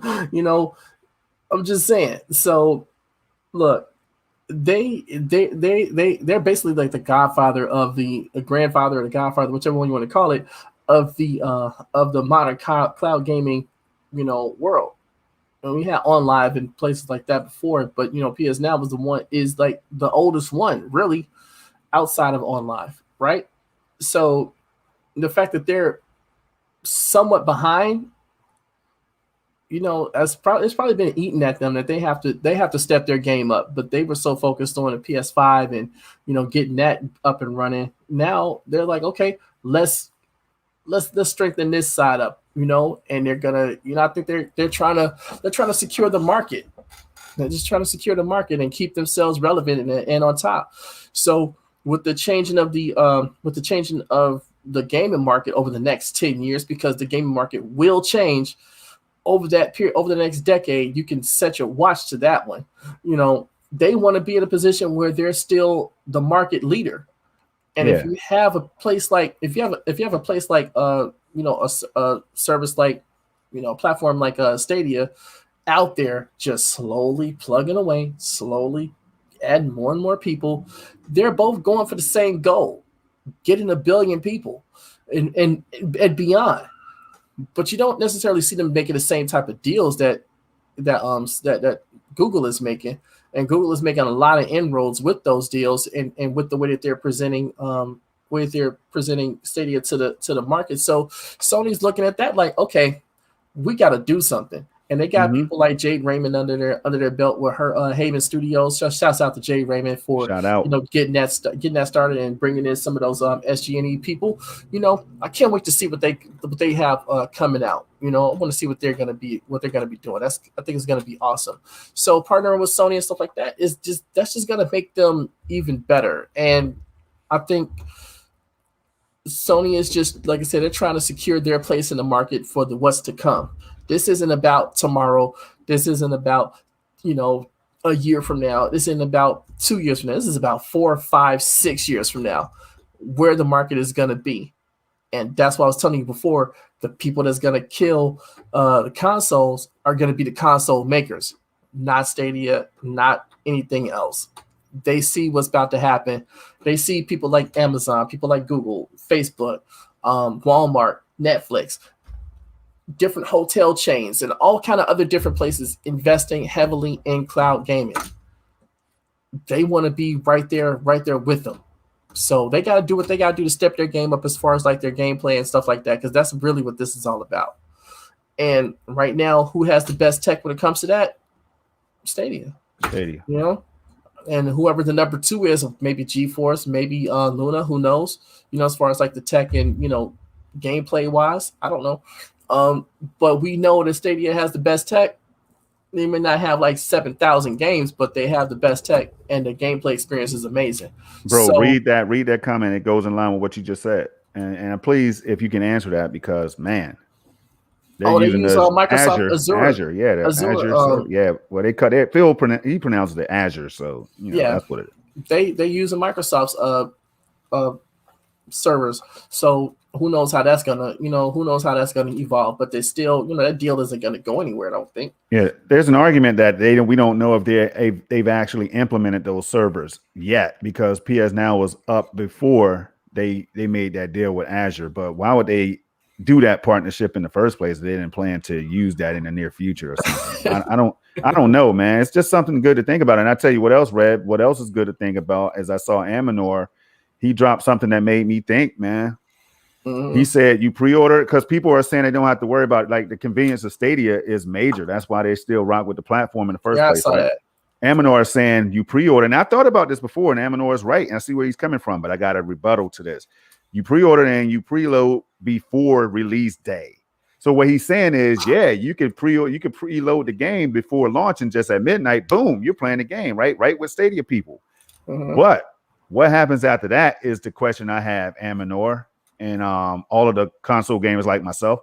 After that, if you're playing a game like Call of Duty and that patch comes out, that update comes out, now what do you do? Especially if you only have 20 gigs upload or download or whatever, and then 5 upload or whatever. You only have so much space on your hard drive. Yeah, or you only have so much space on your hard drive. So then what do you do? So this is what it goes even further. It goes deeper than just the preloading and stuff like that. You always got to account for that day one patch too. You just always got to account for that. So with Stadia, you don't have that worry because that patch is already installed.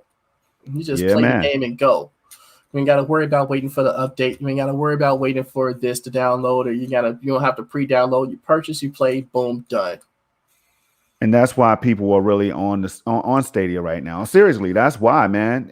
Stadia's not out here to kill everything else off. It's here to just make a name for itself and for people to enjoy another way to play these games. That's what it's about, man. I love it though. Amanar's like next to last comment. All right, hold up. Saying it's too early to tell. Too early to tell, right here. Yeah, he's exactly right, and that's what I was saying. Sony's doing what they got to do to secure their place and still be a market leader. So this. I'm not saying that anybody's going to be running the table when it comes down to a 5, 6, 7 years now. We have to see how all of this plays out. But you better believe that the market is going to change within this next decade, and we're going to see who's going to be able to adapt to it. And right now, Google has the best tech. Other players have other companies probably have more users and more games, but there's you're going to see so many different options by the time we get to that point. There's going to be about 10 options at the max, I think, by that time. So who's going to be the market leader by then? We will see. And I'm here for it. Man, all right. And what Rev said, y'all, this is why I passed it to him. And Rev is like, man, I don't want to do all that talking, man. What the hell? Like, don't you realize you're making the show, bro? Like, so here's the deal, man. You're making the show what it is, man. You think people are going to stick around and listen to me talk all damn day? It doesn't work that way. But check it out, you Rev. Just got major cap going. That's all you. Hey, Rev, here's the deal, man. Hey, Rev, it's the revolutionary storm, man. Without me, do this. It's just revolutionary. Damn, that's still dope, though. Without you, it's just a storm. That's kind of dope too. But look, together, revolutionary storm, y'all. You hear? Do this. That's what Rev, so do. PS now, people are like 1 billion people. Cloud gaming will never hit 1 billion people worldwide. That's stupid. Is it though? You want to tell me? I can give you something that relates to that. I can give you something that relates to that. It's completely. It's from the sports world, right? Yeah. There's more than 1 billion people in China, right? I know. There's more than 1 billion people. It's like 2 billion or something like that, right? Yeah, a lot. Now, one of the Olympics that they had, that was the Olympics that they just had. I think it was in Beijing. I think it was a few years back. I forget what year it was, but anyway, the basketball the basketball tournaments that they had, all that stuff, right? They revealed a stat about how many basketball players were in China. Damn. I can't wait to hear what it is. Can anybody guess that? Well, if you can't guess, that's fine. Look, let me tell you this. First of all, they said that there were 300 million, bro. 300 million basketball players in China. Now, I'm not saying all of them were great or good, but there are 300 million basketball players in China, right? The current population of the United States is 330 something odd million. So just imagine that 300 million people in America are playing basketball, right? So you mean to tell me that there's no market for cloud gaming? With 300 million just playing one sport by itself, and technology and all this stuff in the Asian market is just crazy. So why wouldn't they think that they could get 1 billion people with places like Russia out there, with places like China, Japan, India, all of them? Why wouldn't they think that they couldn't go after that number? There's so many people that still have not had access to any of this. Yeah, so they're going after that billion people. Shoot, they could probably get 2 if they play the cards right. Whoever's going to get there, that would be amazing. But seriously, if you got 300 million people playing basketball, one sport, you got 1 billion people that'll play video games all over the world. Hey, Rev, you are breaking it down, but Rev, check this out on the screen, bro.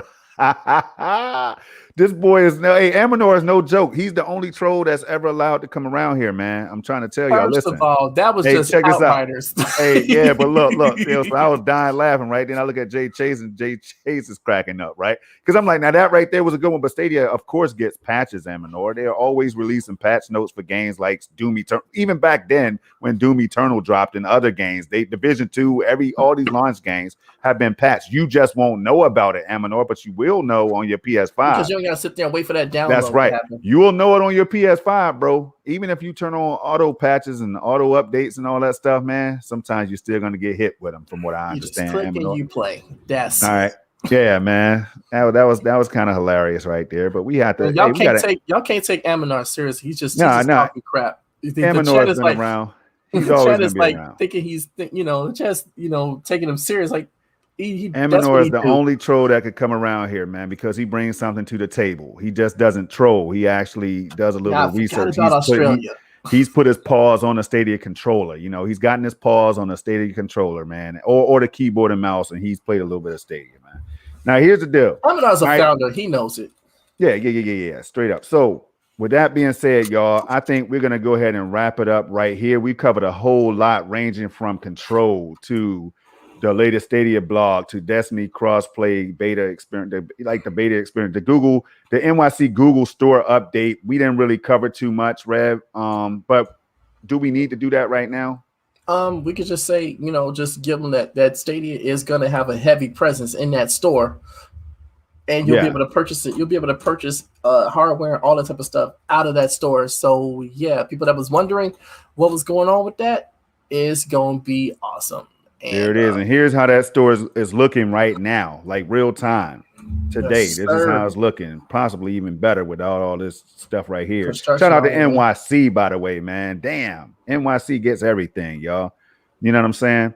Mm-hmm. I would like to take a trip. You're gonna see me taking a picture. I'll probably stand right here under these words when I take my screenshot when I hit New York, y'all, in the very near future. And you'll see me standing right there. The photographer is going to be way back here, so y'all got to zoom in to me if you want to see what I really look like. I'm waiting to hear. I'm waiting for it to hit Chicago, because I'm gonna make me a trip when it goes, because I know they're coming.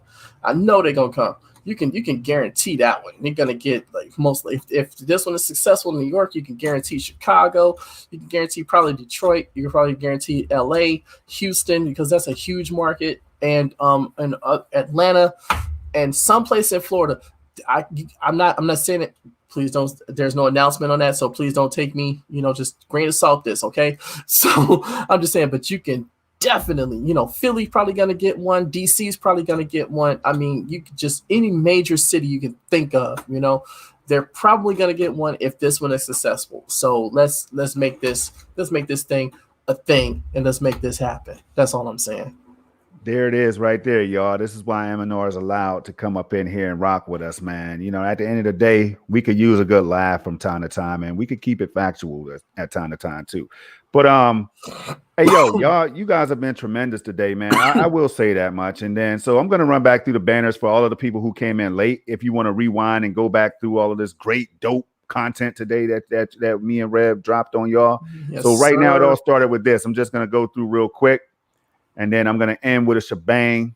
that's thanking all of you all for rocking with us this long and everything, man. I know you all can be doing anything, especially with it being Memorial Day weekend. We opened the show with a great, touching Memorial Day weekend fact. It's not a fun fact because there's nothing funny about it. But Joe, go back and check out the beginning of the video. You'll know what I'm talking about. Thanks to Red for that one, y'all. Sometimes we're gonna bring things in here that has nothing to do with gaming, and we went behind the scenes. We had a little debate behind the scenes of what we really wanted to drop in here. And Red, that's what it's all about, bro. You know what I'm talking about, man. Yes, sir. So we're gonna keep it real at all times. So here are the banners for today's show. Now the AV1 codec right here, we've talked enough about that, but I briefly mentioned that yesterday with in SML with MM2K. So we didn't really have to bring that up, y'all. So closing remarks, Rev. Is there anything that you would like to talk to the people about? Anything that's upcoming? First, just highlight Jay Chase's okay. Next to last comment. Right here. It says sign up for Google. Oh yeah. He dropped something on that early in the chat, bro. Hey, drop that link again because it probably got lost in the chat somewhere. Hold on. No, I'm gonna find that. I got to find this, Red, because this is kind of important. Something I didn't even really know about. I saw Rick Tone. Shout out to Rick Tone, man. He got a survey. He said, I remember him dropping something on the survey, but I didn't know what it was pertaining to, right? But damn, man, it's so much chat. Yeah, put it like this. Jay Chase told us about this survey, man, and I heard something about it. So y'all know it's real. All right. With that being said, hey, this is one of the best shows we've ever had, y'all. We're going to keep on doing this for you guys. It's all about you all. Me and Rev, we got this. I mean, it's easy for us to do. We get the news, we drop it for y'all in only the way that we can do. Yeah. If you look in the description, man, this is only like we do this dynamically. We're just Rev and Storm. You know what I mean? We can't be anybody else. So we're just going to try our best to bring y'all the high quality content each and every week, man. Whenever the Revolutionary Storm, whenever it airs, you know we're going to be bringing that fire, y'all, as best as we possible can. Yes, so look, with all that being said, Rev, where can they find you, man? You can find me on my channel. I dropped the link in the chat. Stadia Revolution on YouTube. Go ahead, hit that, subscribe and all that stuff. Do all the things that YouTube watchers do. That's awesome. You can find me on Twitter at sfounder2019. Follow me there. And, you can always find me here every Sunday with the exception of the 13th because I will be out of town.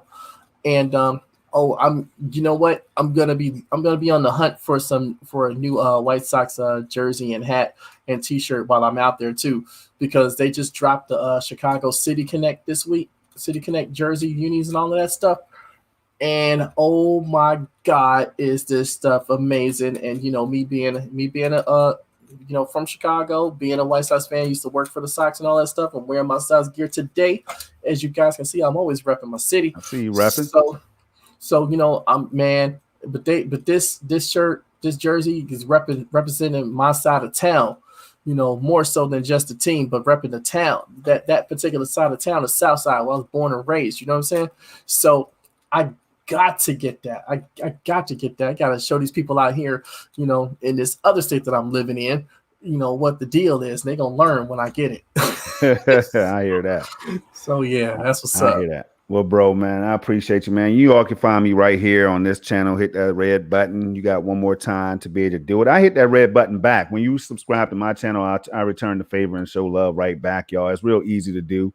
You can hit that like button if you all haven't already. I see that this has been, again, a good time. I'm glad it's good. It feels good to be able to know that me and Rev can get on here and share these good old gaming discussions with you guys like that. So find me on Twitter at the Nephiliac. It's all in the description.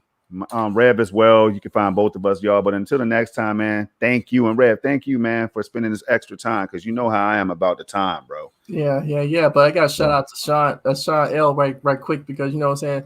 Southside Wild Hunteds. That's what's up. Yeah, boy.